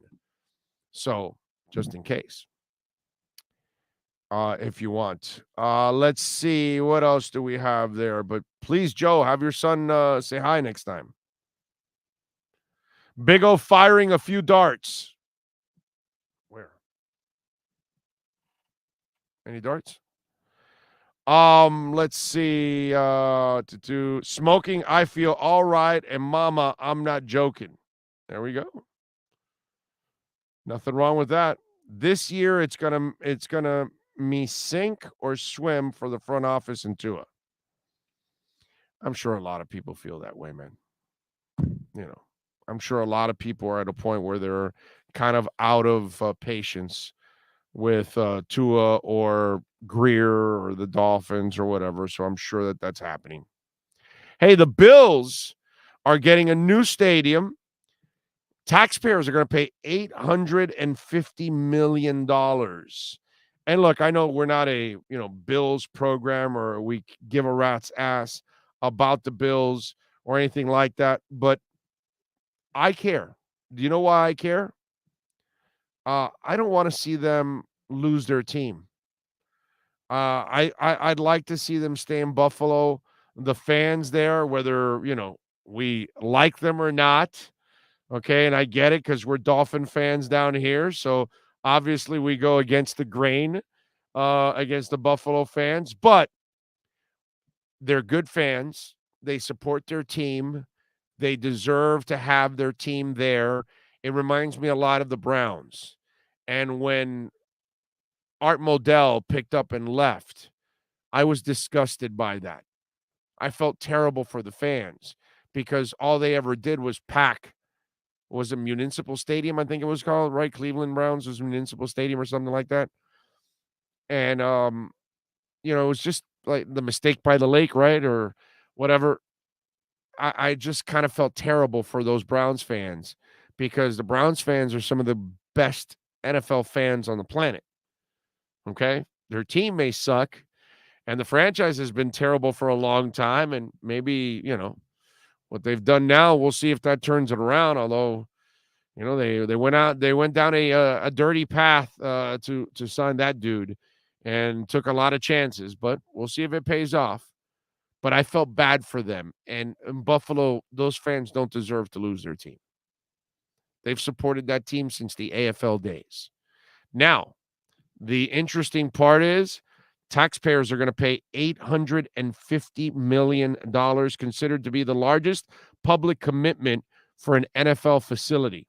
New York will commit $600 million in funds in a deal reached in time for Hochul to include it in the state budget, which by law must be approved by Friday. Erie County will commit $250 million towards the project, which eventually relinquishing control to a newly established state-appointed commission.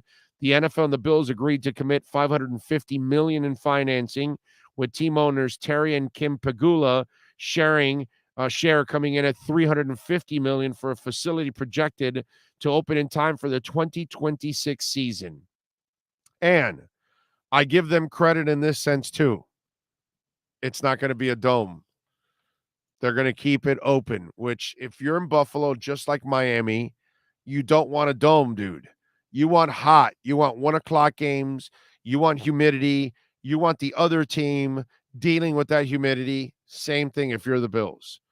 You don't want a dome, bro. You don't want to give people Minnesota, the Vikings, their stadium used to be an open stadium. And then they went to the dome, and now the second stadium that they built is also, it's like a glass dome, but it's a dome also, which if you're in Minnesota, that's kind of what you really want. You want to be out in the elements like Green Bay is, like Buffalo is, like New England is. That gives you an advantage. So they're smart in that sense. Not a Bills fan, but it's better for the NFL, for Buffalo to stay there, for the Bills to be there, and I'm glad they're getting their stadium. And very smart. I don't mind if they want to make it a dome. That part I don't mind. But I understand them not making it a dome. That part is very smart. All right, Welton Rayom text line 855-912-1056. That's 855-912-1056. And Detroit is now going to be the home for the draft in 2024. So, Sean, next year we go to Kansas City, and the following year we're going to go to Detroit for the draft to do the draft. Hopefully everything goes well, which I would expect the show hopefully to go well. I'm certainly not giving up here. You know what I mean? As long as you guys hang in there and you're downloading and supporting the show, then we'll be here working it. And so we get to go to Kansas City next year. So hopefully you get some good barbecue. But then Detroit. So we go. So Sean, are we going to 8 Mile? Do we get into some rap battles? So I got to start sharpening up my my freestyling. Is that what I got to do? Yes, you do. Okay. All right. So I'm ready to freestyle in 8 Mile.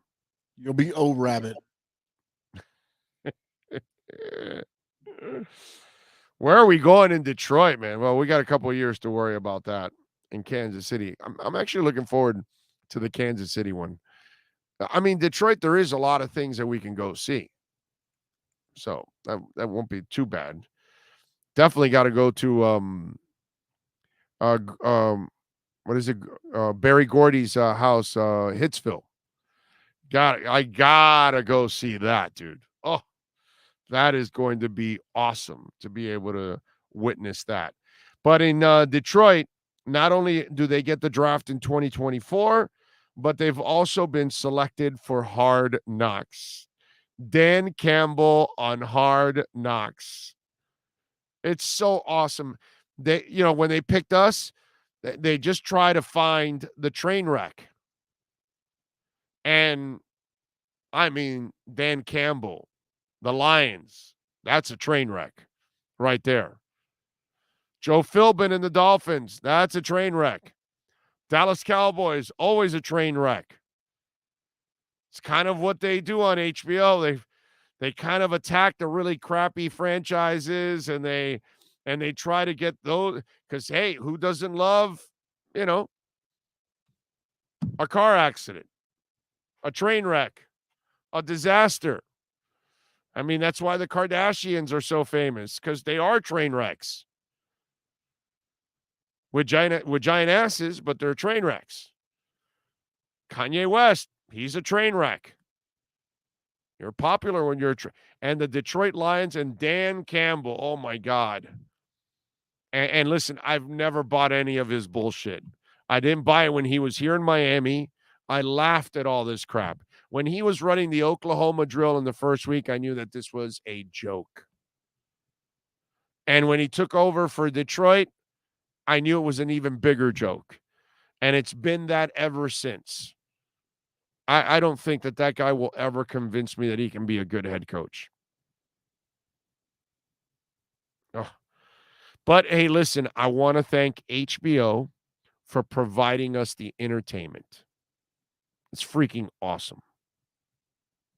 It really is. It's freaking awesome. Okay? By the way, alennylocksmith.com if you need, by the way, a locksmith for all kinds of things. 561-284-5090, 24-hour locksmith, Dade, Broward, Palm Beach.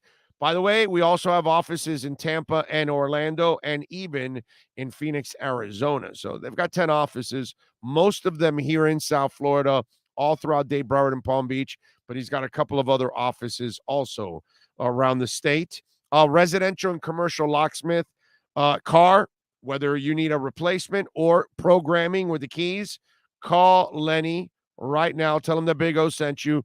LennyLocksmith.com. Listen, even if you don't need one now, you may need one tomorrow, a week from now, 6 months from now. So save the name, LennyLocksmith.com. And you can catch our lockdown segment as we cover the Panthers with George Richards and David Dwork every Tuesday and Thursday right here on the program.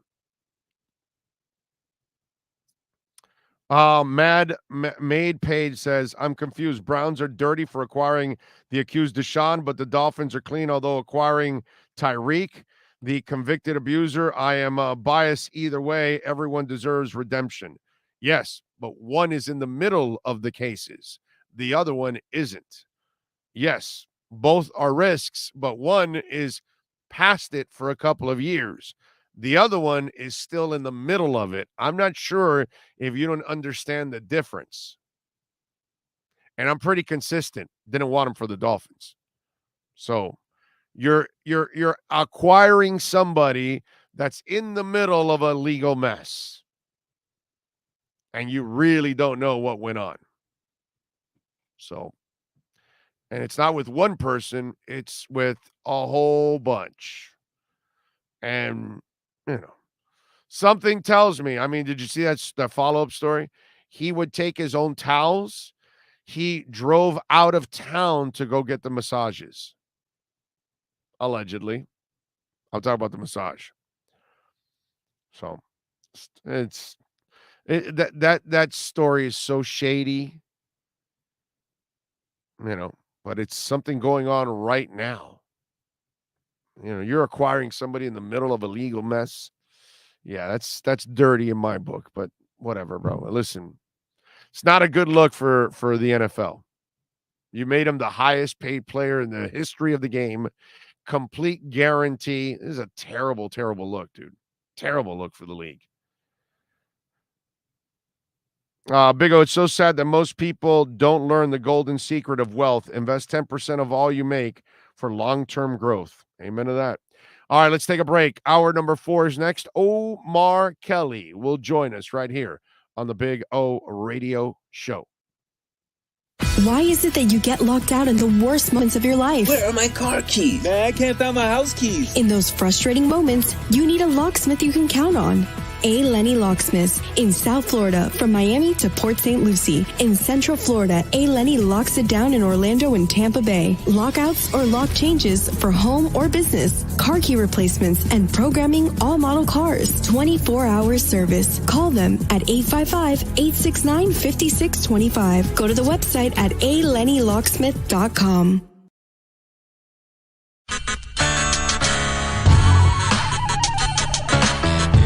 For over 16 years, EJDconstruction.com has provided South Florida residents quality craftsmanship, accurate project management, and exceptional service. That's why EJDconstruction.com is an A-rated member of Angie's List and the Better Business Bureau. When you're looking for the right custom home builder for additions or home remodeling, please call my friend Eric at 305-433-4843. That's 305-433-4843 for EJDconstruction.com. When you need your warehouse looking good while staying efficient, there's only one place to find the finest racks in the business. Pallet Rack City in Hialeah. 305-424-8547. That's 305-424-8547. Pallet Rack City is the company you need when you want your warehouse sporting the finest racks in the business. After all, who doesn't love a great rack? Pallet Rack City. 305-424-8547. That's 305-424-8547. For over 25 years, South Floridians have counted on Tommy B. Butts Jr. Enterprises for their roofing needs. In South Florida, we battle the sweltering heat, rain, winds, and all kinds of tropical storms. That's why when it comes to protecting your family, home, or business, call Tommy B. Butts Jr. Enterprises.com. 954-735-9826 or 954-394-1411 and ask to speak to Tommy, the owner. They specialize in all kinds of roofs. All work fully, guaranteed with the customer's complete satisfaction. A+ rated member of the Better Business Bureau. Licensed and insured. There's no buts about it. When your roof needs repair or replacement, go to TommyBButtsJrEnterprises.com. A certified whitening contractor.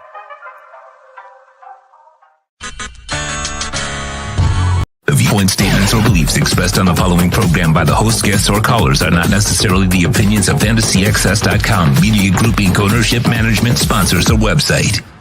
The Big O Radio Show is home for the hardcore Dolphins fan. That's why we give you Omar Kelly twice a week. Buckle up. It's time for the EJDeconstruction.com Miami Dolphins Report, exclusively on the Big O Radio Show.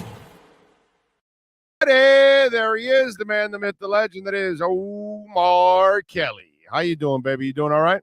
I'm good, man. How you been? Good. Can't complain. By the way, the owners have approved the overtime rule change. So both teams will get a possession now. Both teams will now be guaranteed a possession in overtime in the playoffs before the game becomes sudden death. I like that move. I'm all right with that because I forgot who it was I saw that made a great point. All the rules are made for the offense. So if you have a coin flip and you win, you know, the chances of winning the game are so enormous. I don't have a problem giving the other team an opportunity to score. And then after that, it becomes sudden death. I think that's a good change. How about you? How do you look at it? I don't care. I favor the Texas tiebreaker. And some reason the NFL and it worked in high school. It works in college. Why would I see in the NFL? Right. Okay. It is what it is. I really don't care. Right. We go through these meetings and changes and rules and whatever, bro. Yeah, no, but I mean, it is a change that obviously it's been a factor in playoff games the last couple of years. So although it's what Mike Tomlin says, look, I don't fear, overtime. You had 60 minutes to decide the game. After that, whatever happens. But then you let a coin flip decide it? Yeah, he doesn't care. He's super old school. He's like, hey, man, we had 60 minutes. If you lose a coin toss and you lose the game, it is what it is. Well, what I hate is games that end in ties. There's there's no excuse for a tie. The worst. The worst. Yes. I'm with you there. Make it sudden death, bro. I hate games that end in ties in all sports. I mean, soccer, I understand the way they have it with the points. Now, their championships never end that way. They're settled on the pitch. But during the season, I kind of get it because you run so damn much. Yeah. You can't keep running with 8 overtimes. So we just don't have keep having a shootout until one guy. Yeah, and trust me, somebody wins in the shootout. Eventually that's the advantages are too much to the shooter. The fact that it had to be changed, or we want to pretend like it had to be changed. To me, the most significant thing is the changes they made to the Rooney Rule again. Right. Basically forcing the hiring of an offensive coach that works with the quarterback or the head coach, and now they're going to pay for it as a league. That's a step in the right direction. Maybe they'll all hire a young Pat White, and I only say that name because that's the young offensive mind coach who's out in the coaching ranks, who's a minority, who in 10 years can eventually become a head coach that I know of. You know what I'm saying? Right. I'm only speaking about somebody that I personally know of. He goes from the HBCU ranks to come work for the Dolphins as a assistant quarterback coach, and then 10 years from now works his way up. That maybe that has an impact that's favorable. But yeah, so Pat White's doing all that. Where's Pat White at? What HBCU school is he at? You always ask me these questions that make me actually Well, damn it, you brought it up. I figured you would know right off the top of your head. It's at one of the hell. I thought Pat White was still on the floor, lying down with a concussion in that Pittsburgh practice. Stop it. I mean, game. I mean, I thought he never. I thought he still hadn't gotten up yet after all those years. He's now a passing game coordinator at Campbell University. Where's Campbell University? He was at Alabama State. Where's Campbell University? I don't know. I don't know. Do they sell soup there? Stop it. Oh, he was at Alcorn State. Alcorn State. Alphabet soup? Hold on, damn. He might be at USF now. Little chicken broth? Yeah, if they're going to sell soup, it should be chunky. Oh, he joined the Chargers as the Bill Walsh diversity. Pat White, I don't know if I can keep up with how many moves Pat White has made. There you go. No, wait. Let me tell you what some fans have told me over the years. Oh, he must suck if he has all those jobs. No, he's at Campbell University. Where is Campbell University? I don't know. I'm gonna guess in the Carolinas. Campbell University sounds like a place that would be in the Carolinas. I wouldn't doubt you. No, you should doubt me every time here on that one because I have no idea. Let me see. Let me look up Campbell University. Campbell University is in North Carolina. Yeah. That's right. What is it? Bues Creek, North Carolina. How about that? I don't know why it just sounded like a Carolina type school. Because it seems like Campbell, you have a little soup right by the river in Carolina somewhere and some valley somewhere. Yeah, that just kind of makes sense. This doesn't yeah, I'm not liking this the way this looks. He started so inspirational and then he ends up, I'm not liking this. Anyway. They only played 4 games last year. All right, don't worry about Pat White. He's still concussed right now. He probably doesn't even know he's in North Carolina. All right, so listen, let's talk a little bit about some of the stuff that they talked about yesterday. By the way, did you enjoy having a coach that actually tells you what's going on? Like, hey, this guy's the starter, that guy's the backup, and no, we're not trading for Tom Brady. What the hell is that? Whereas the last guy would have kept all of that in the dark. So, he said nothing. He said nothing. He talked for 30 minutes and said nothing. Don't get overexcited. He cleared up the quarterback stuff for some of you that it wasn't clear enough. I don't think it was ever unclear. Teddy Bridgewater. For some it was. For some people it was. They thought Teddy was here to push him. They thought Teddy was here to take over. They thought Teddy was here. Teddy's here to be Teddy Bridgewater, and Tua better not get injured or start to struggle. That's the bottom line. That's fine. There should be no but you don't really think Teddy Bridgewater is saving anything, right? Because that's not what he does. Teddy Bridgewater has proven that he's a competent NFL starting quarterback. I didn't say good. I said competent. And at this point in 22 years of this franchise's history, haven't we been searching for a competent starting quarterback? Wait a minute. Hold on a second. You telling me A.J. Feely wasn't competent? How about your boy, Moore? Yeah, there you go. That's competent right there. That might be Matt Moore. Chad Pennington, who fits into the competent category? Chad Pennington, Matt Moore, Fiedler. I'm putting Fiedler in competent. Fiedler, okay. We'd have to give it to Ryan Tannehill. He's competent. Yeah. He's a game manager. Yes, definitely. If you can be a game manager, you can be competent. This guy, and this is what I like about Mike McDaniel. Understand that both he and Chris Greer do not really talk about Tua. They purposely downplay any question that relates to Tua. And after covering my 7th coach and God knows how many regime changes, I know what that means. I know the play. That means we want to make sure we send a message to the team that this guy's not bigger than everybody else on the team. He's not more important than everybody else on the team. So whatever question you ask them about Tua, they'll flip it and turn it into something else. And I can understand that. I can understand that because he hasn't gotten to the point yet where you make him Russell Wilson and you make him Mahomes and Aaron Rodgers, that he is that special that you have to separate him from everybody like Marino.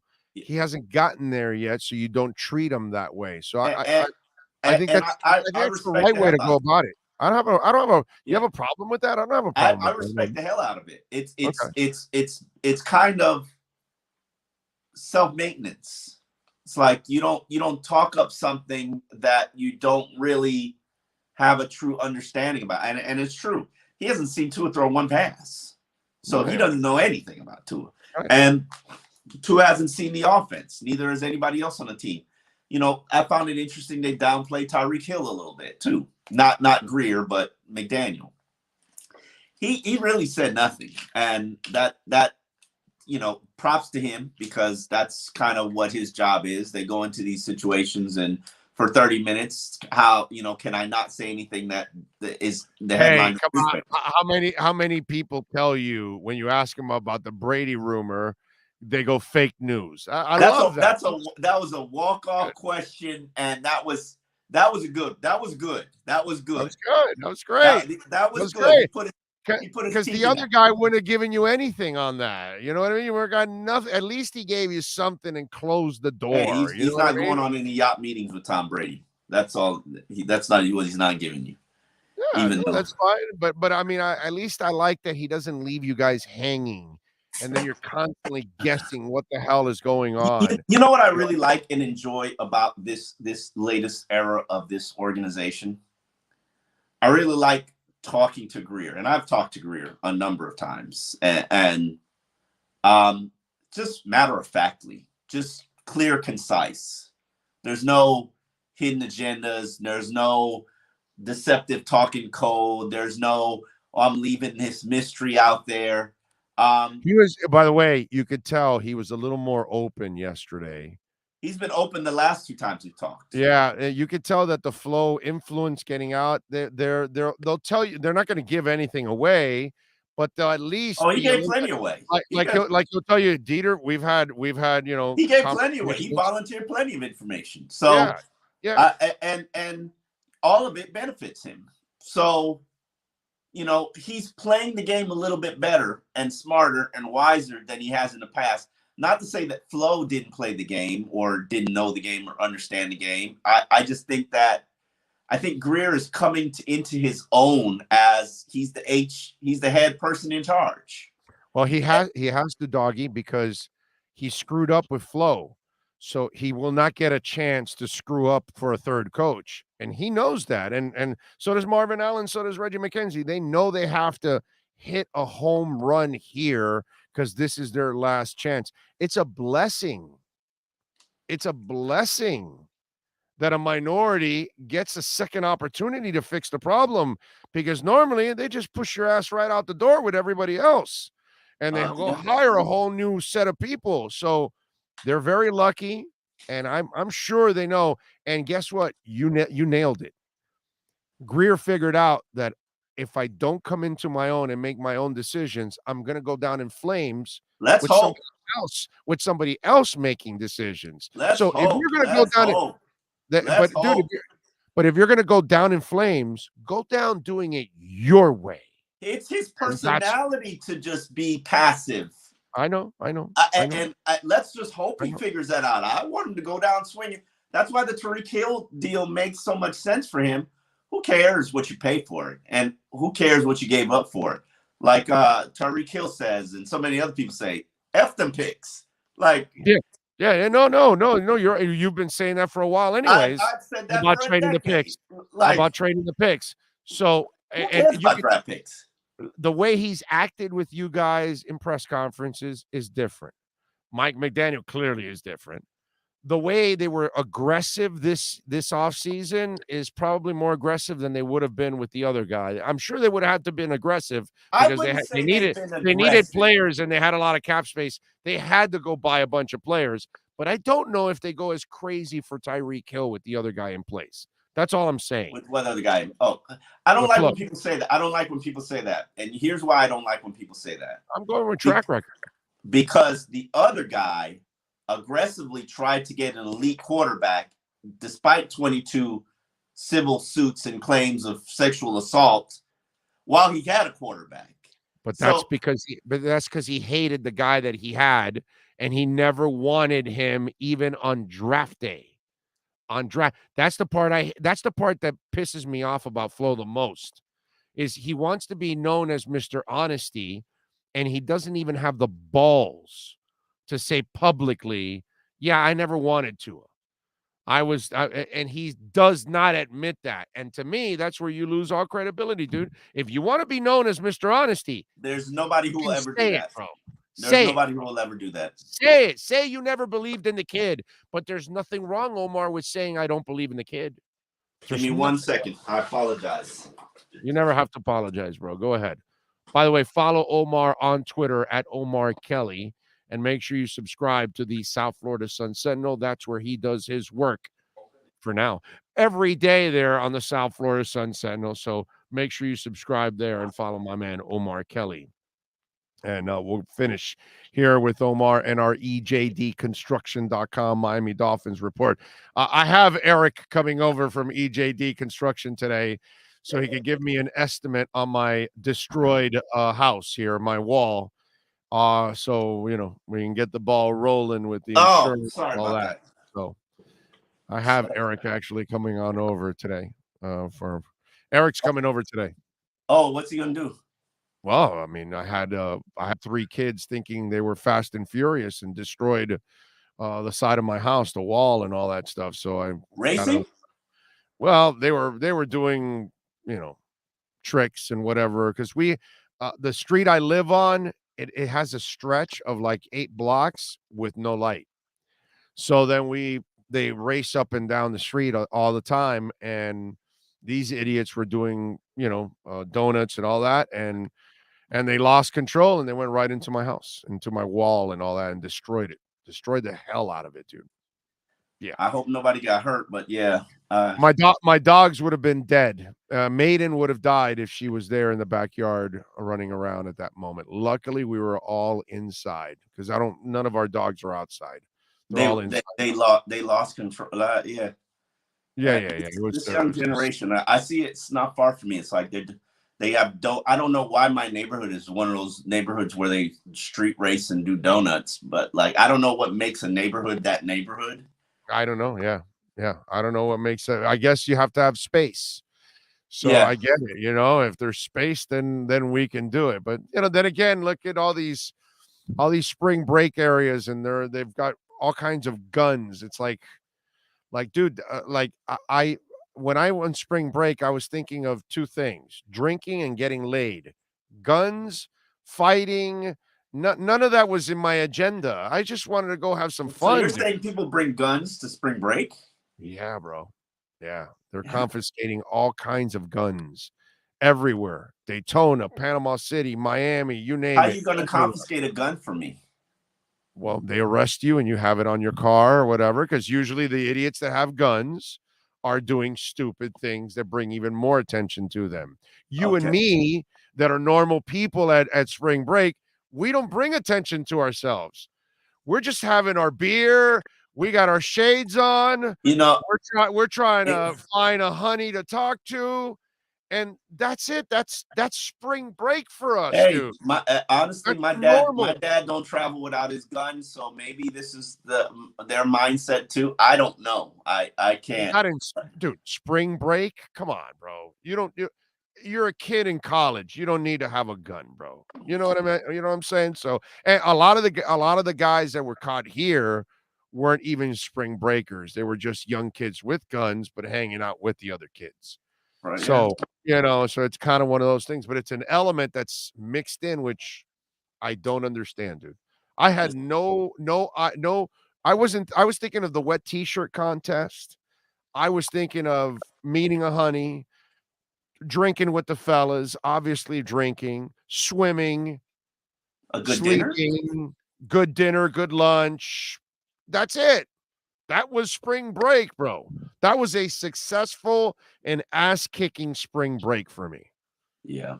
What the hell do I want to be arrested or have a gun or anything like I just these are things I don't understand at all, man. By the way, okay, so Barry wrote about about Philly being interested in Devontae Parker. He also mentioned that maybe Green Bay and Indy might be interested in Parker. We talked to Rap Sheet earlier today. Ian Rappaport was joining us. He hasn't heard even Philly as a specific team being interested in Devontae Parker. So I ask you now. First of all, I'm shocked that they're going to be able to trade him. But have you heard anybody who's interested? I thought he was so injury prone. I didn't think anybody would even give up a 6-pack of paper. You know, he's one of he's the longest tenured Dolphin, which is weird to me to even. No, I know, and he's productive when healthy. Yeah, he can play. He can play. I know. I'm ready for them to move on from Devontae for this reason. Well, I will tell you why it would be good to hold on to Devontae, and then I'll tell you why I think it's necessary for them to move on from Devontae. I think it would be important for them to hold on to Devontae because he's one of the few guys who's played in a West Coast offense twice. He played under Gase and he played under Philbin. I honestly didn't even know that both were West Coast offenses because they were so bad that I couldn't figure it out. It's a short passing game, quick passing game. So yeah. Yes. Yeah, his game suits the quick passing game, especially on the slants of the West Coast offense. But the problem with Devontae, and this is why I would say it's time to move on, is I think Devontae's had such troubles with his durability and inability to practice. He's a poor route runner. Poor. Not bad, not mediocre. He's a poor route runner. Devontae is literally never open.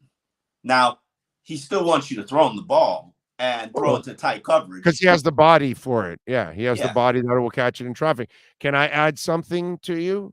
Yes. I think you get rid of Devontae Parker because you can make Mike Gesicki play the same role.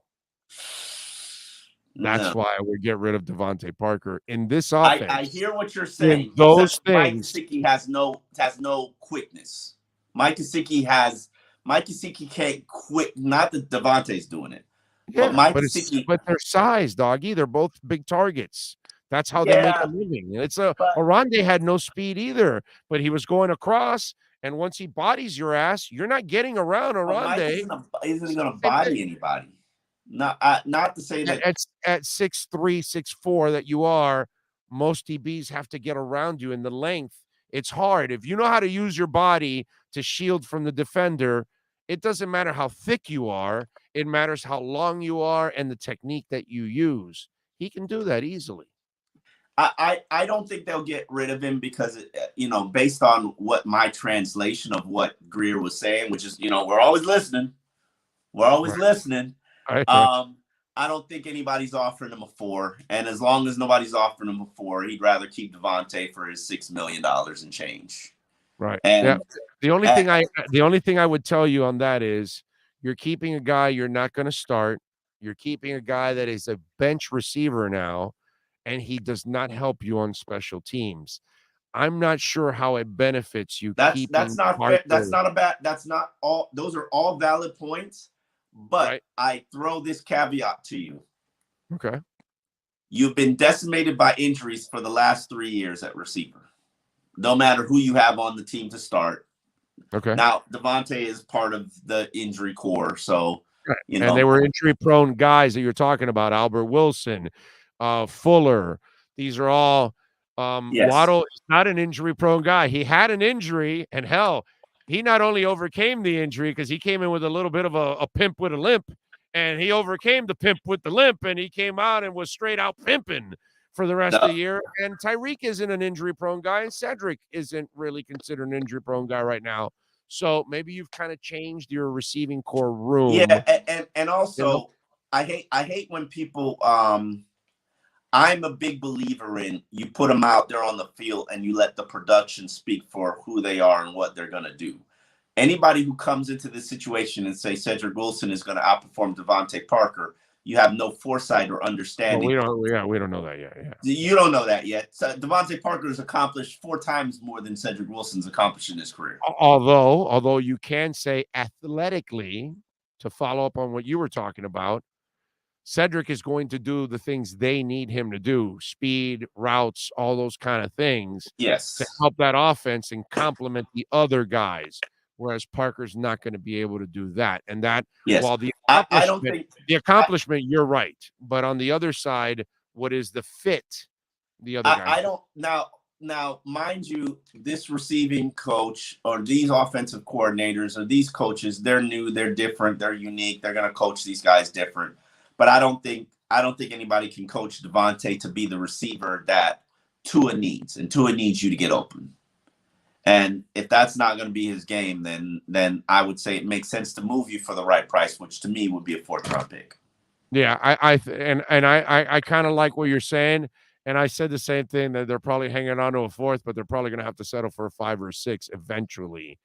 Because especially when they get into the draft and where they're picking, they may find a receiver / returner. I think teams are offering them a Eric Flowers like deal, which is okay. You give us your player, and we'll take a draft pick. And Miami's like, no, this is kind of a situation. We're good with him, and I really don't even see the need now that I see the Teron Armstead deal. They've got like $13 million in cap space or $10 million in cap space. The rookie class is going to cost them $3 million. They're going to have the extra 10 that they like to keep. There's no urgency or immediacy to making a move. It doesn't really benefit you. So I think, and can we name 4? Can we name 4 receivers that are without a doubt great, good? Tyreek, Waddle. No, that's it. But I mean, Gesicki, I'll throw that in there. Yeah, he's a great pass catcher as a tight end. Yeah, hell yeah. In this league. But why not keep Devontae? I've said that from the very beginning. It doesn't make sense to cut Devontae when he's being paid like a backup. No, I get you what you're saying. I'm just saying that down the line, if they run into the option of getting a guy that can be a two-way player for them and hold that same spot, that's what I'm saying that may be. And here's the other thing. Let me run this by you, which is a crazy, crazy out left field bullshit that I'm about to run through you, because crazier things have happened. Dude, what happens if the light actually goes on for Preston Williams? Oh, then bye-bye. Exactly. Then there and so you must protect yourself from, you may run into a gem in the draft in the 3rd, 4th rounds. Preston's way more talented than Devontae. I say this. If I didn't see it with my own eyes, I wouldn't believe it. Nobody argue that. Nobody argue that. If I didn't see it with my own physical eyes, these things, I wouldn't believe it. But Preston's a monster. The last time Devontae was at that level, he was in Louisville. Probably. You know what I mean? So, no, I'm with you 1,000% on that. But if somehow or another you can't connect to Preston up here, and they just can't. No, now who knows? Maybe Mike McDaniel could watch this guy, and maybe Wes Welker could watch this guy and figure out how to reach him. I've heard great stories about quarterbacks and wide receivers. They're playing their own 2-man game, and I think Tua has the ability to do that. And so, maybe he doesn't have to learn the entire offense. I can't explain to you what happened to Preston outside of Rashard Perriman does not learn the entire offense. Rashard Perriman's only used for certain routes. No, I'm just telling you. I watch the games. I can see the routes he runs. He does not run the entire route tree because they don't trust him to run the entire route tree. He's in Tampa now. I forgot where he's at now, but he's running a 9 route. He's running a comeback. He's not running the entire route tree. It's just the way it is because he's kind of been that player that he's not used in that sense. And by the way, there's no shame in that. he's not the first guy that's been a situational player. It wasn't a entire route tree guy. Exactly. Yes, exactly. So He might still be playing in the league. Yeah, he had a great career for himself, dude. I mean, please.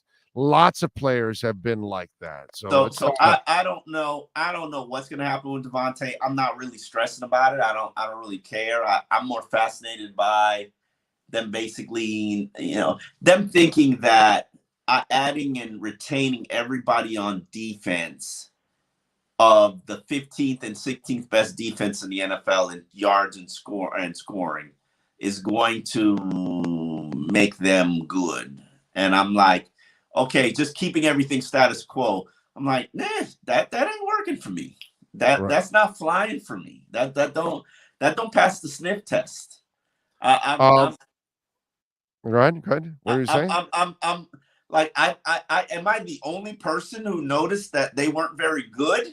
Right. Yeah. At key points of last year? This wasn't like the 2000 team. I mean, the 2000 team didn't even have the same players. So unless you're adding Kyle Van Noy back again, it's re-signing Kyle Van Noy. Like, I don't know, bro. I don't see it. All right. Did Chris Greer basically tell everybody, call me, I'm trading Dieter? Or is he just... No, he's saying we're keeping Dieter. We're just getting them competition. Dieter has value. Everybody's trying to get Dieter. Okay. Like, even though the last coaching staff couldn't find a purpose for him, people in the league like him. Yeah. Yeah. And I thought he made a really good point that he's only played a few games at center. It's not like he's been there for years. Yeah, but he's tell me the game. Tell me that. And I'm not disqualifying what he said. But tell me Dieter's best game. There hasn't been one. No. There's not a game that I sat there and I said, whoa. But there were games where I said he wasn't a liability and he wasn't really at least but it's like it's a crapshoot. It's I mean, you gotta think this. If people are trying to trade for him, if they're not really getting rid of him, then the guys that actually know off, because I trust these guys for offensive line at least. Frank and McDaniel. Applebaum is just moving up to this level, so I'm not exactly sure about his resume. But the other two guys come from successful resumes so they must have seen all the film. And so you think about it, they only added 2 veteran linemen.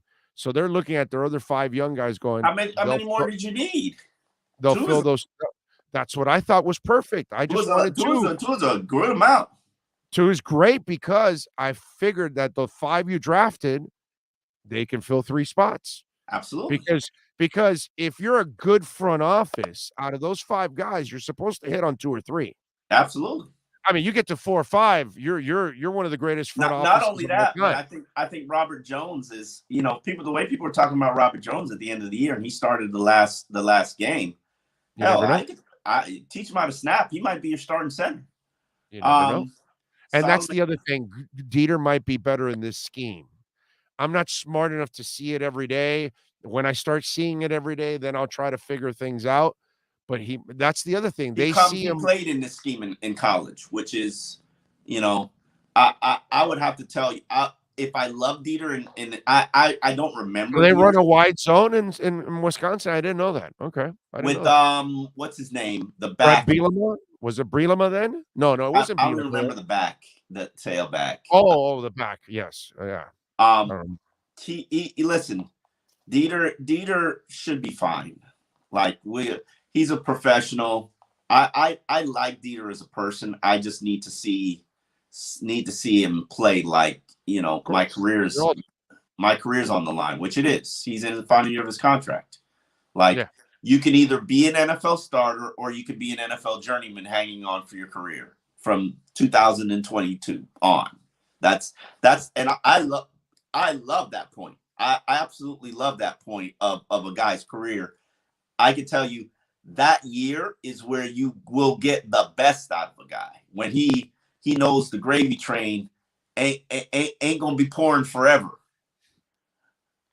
I'm with you there. All right, what are you working on the Sun Sentinel so folks can check you out, my friend? A column on Chris Greer. In fact, what we talked about, how you got to act like you're the head man in charge. This is all on you, and your actions need to reflect that. You can't be taking a back seat to, oh, that's the back that Mike McDaniel wanted. Oh, this is the line. I agree. I want him to depend more on himself and Marvin Allen and Reggie McKenzie and less on the coach. You know those individuals because you're around the scouting community. You introduced me to a lot of people I know in the scouting community.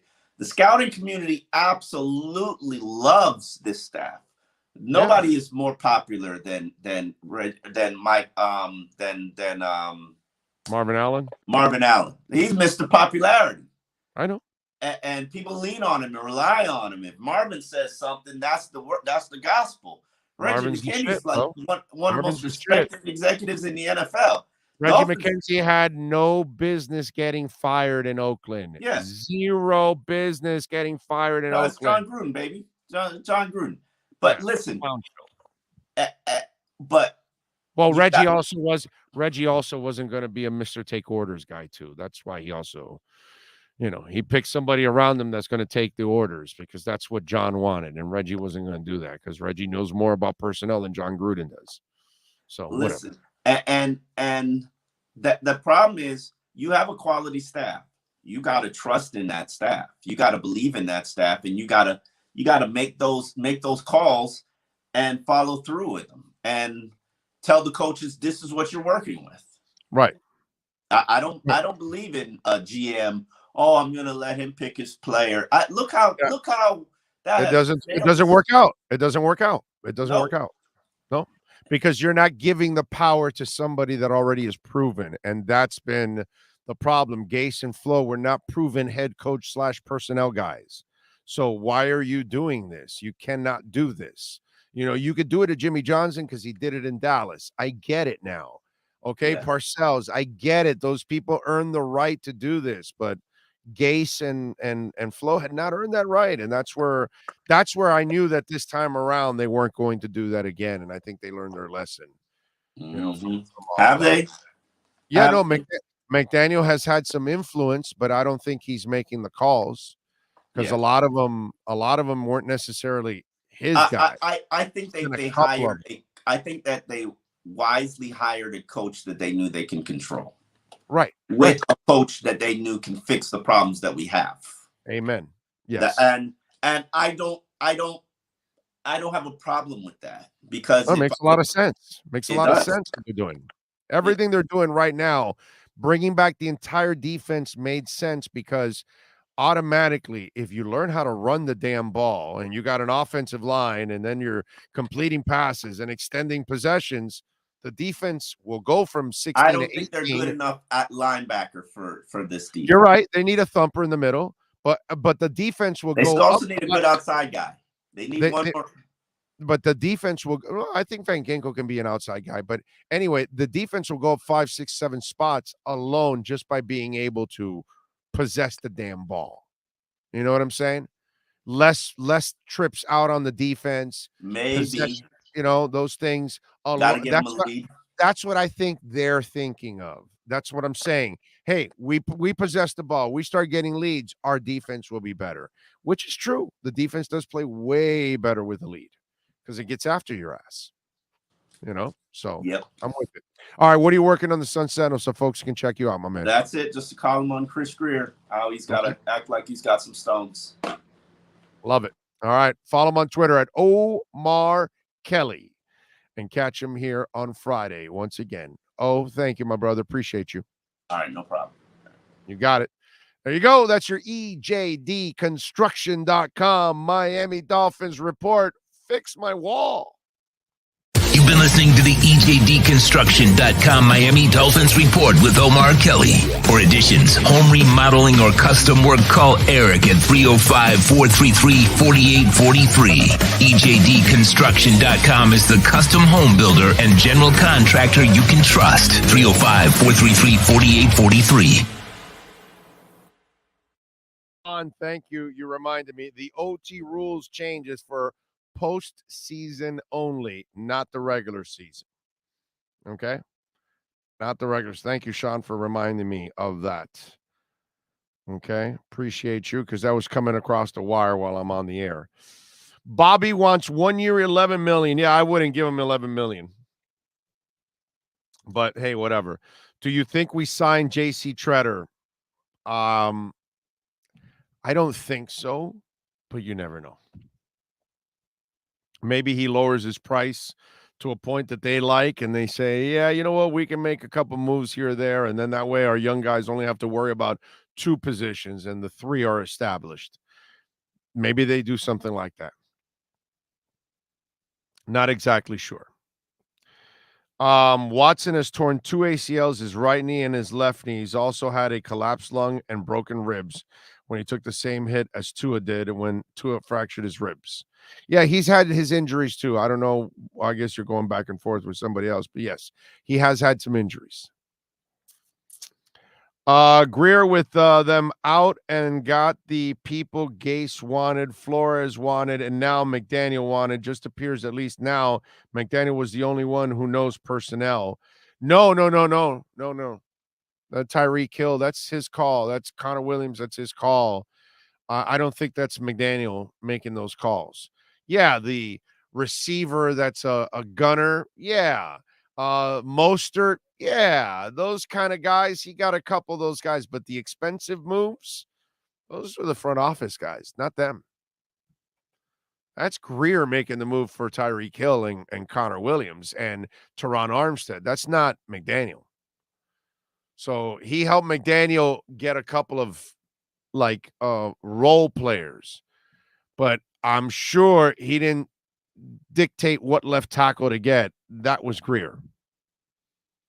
I'm telling you, this is what's going on behind the scenes.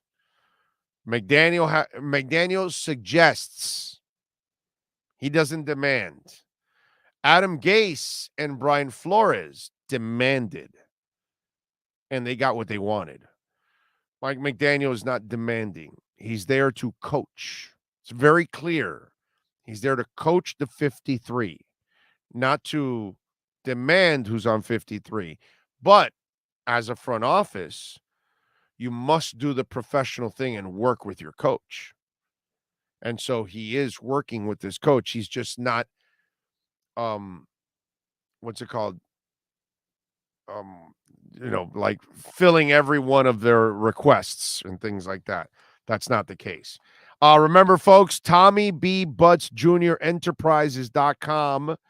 And here's the challenge.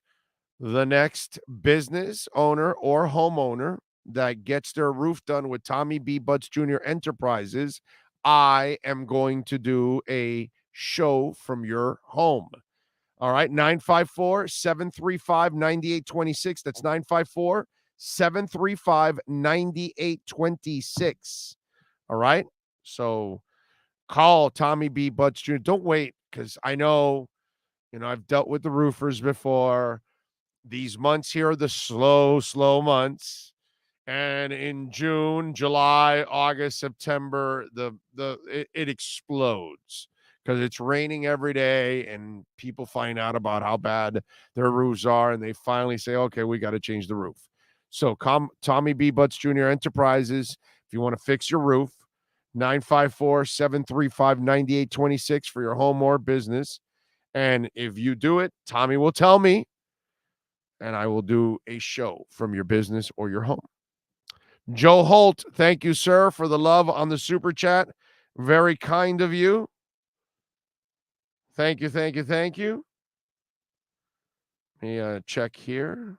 See if we got anything going on. Nothing on Cash App and Venmo, just in case. Let me check out the Welt and Rayom text lines here. Let me make sure, because the Welt and Rayom text line is always active. It's one of those 855-912-1056. That is one of those lines that is always on the move, as they say. Okay, you're sending me the photo of I got in a little fight. My mom's scared. She said, okay, I got you. Will Smith pictures you guys are sending me here on the Welt and Rayom text line. Let's see. Okay, found out about Taylor Hawkins. Heartbroken news. I'm so sad. Yeah, no, definitely Taylor Hawkins thing. By the way, you could check my Twitter feed when we went to go see Slash and Miles Kennedy on Saturday over in Orlando. They played a song called Starlight. It's the only time they played it. This was the final date on the tour, and it was dedicated to Taylor Hawkins. I put it in 2 parts. It's on Twitter if you want to check it out. Oh, I don't want them to trade Gesicki, Al and Pompano.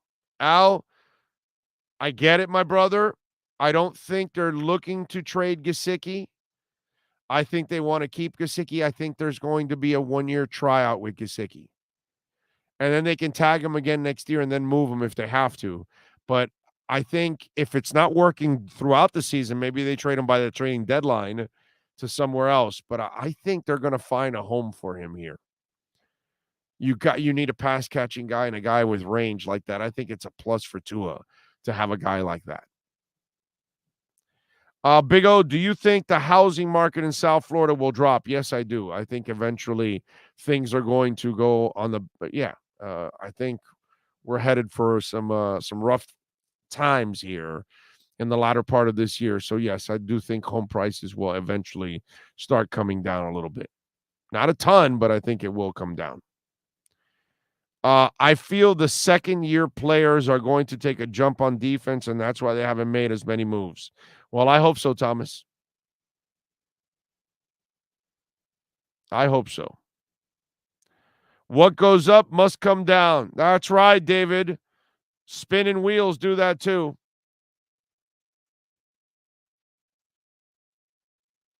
The housing market will only improve in South Florida when Tommy B. Butts Jr. builds enough houses. There you go. By the way, he's also a Y Green contractor. So if you're looking to go green and you want to, get some solar panels and all that good stuff, he's also an official Y Green contractor. Tom. So let me tell you something. Not only if you can't get your roof, but if you want to turn your house, Y Green, and he does that, I'll do the show too there also.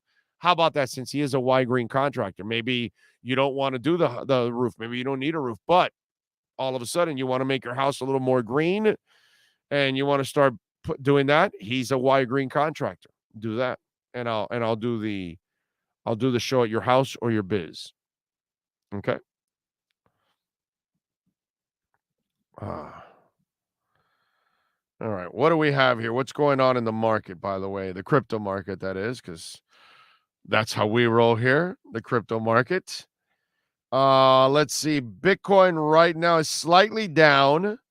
It's at 47,668. So it's been right around 48,000, a little under. This is good. I'm glad that it's hovering now for 2 days now in that area. I actually hope it stays another day or 2 or 3 in this area of 47, 48 before it goes up. I think that'll be really, really healthy for it to find a floor. It actually will be even healthier if it does it for a week or 2, then goes up to 50, 51, 52. What I don't really, believe it or not, it's almost at 48. What I don't want to see is it jump all the way to 60 right now, because then it's not going to be sustainable. You kind of want to, like I told you, go up a little bit, find a floor, stay there a little bit, then go up a little bit, find a floor. That's sustainable, and that's great growth. That's the kind of growth you want. Anyway, we're out of here.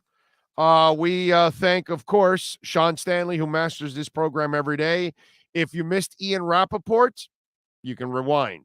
If you missed Cameron Wolf, Manny Navarro, Omar Kelly, George Richards, you can rewind. If not, it will all be podcasted, audio, video. You'll be able to see it all by the man, the myth, the legend that is Sean Stanley. We thank all of you for tuning in, chiming in. Over 4 hours today of pure sports talk just for you. We do it every day. Thank you all. Don't forget to smash the like button on your way out.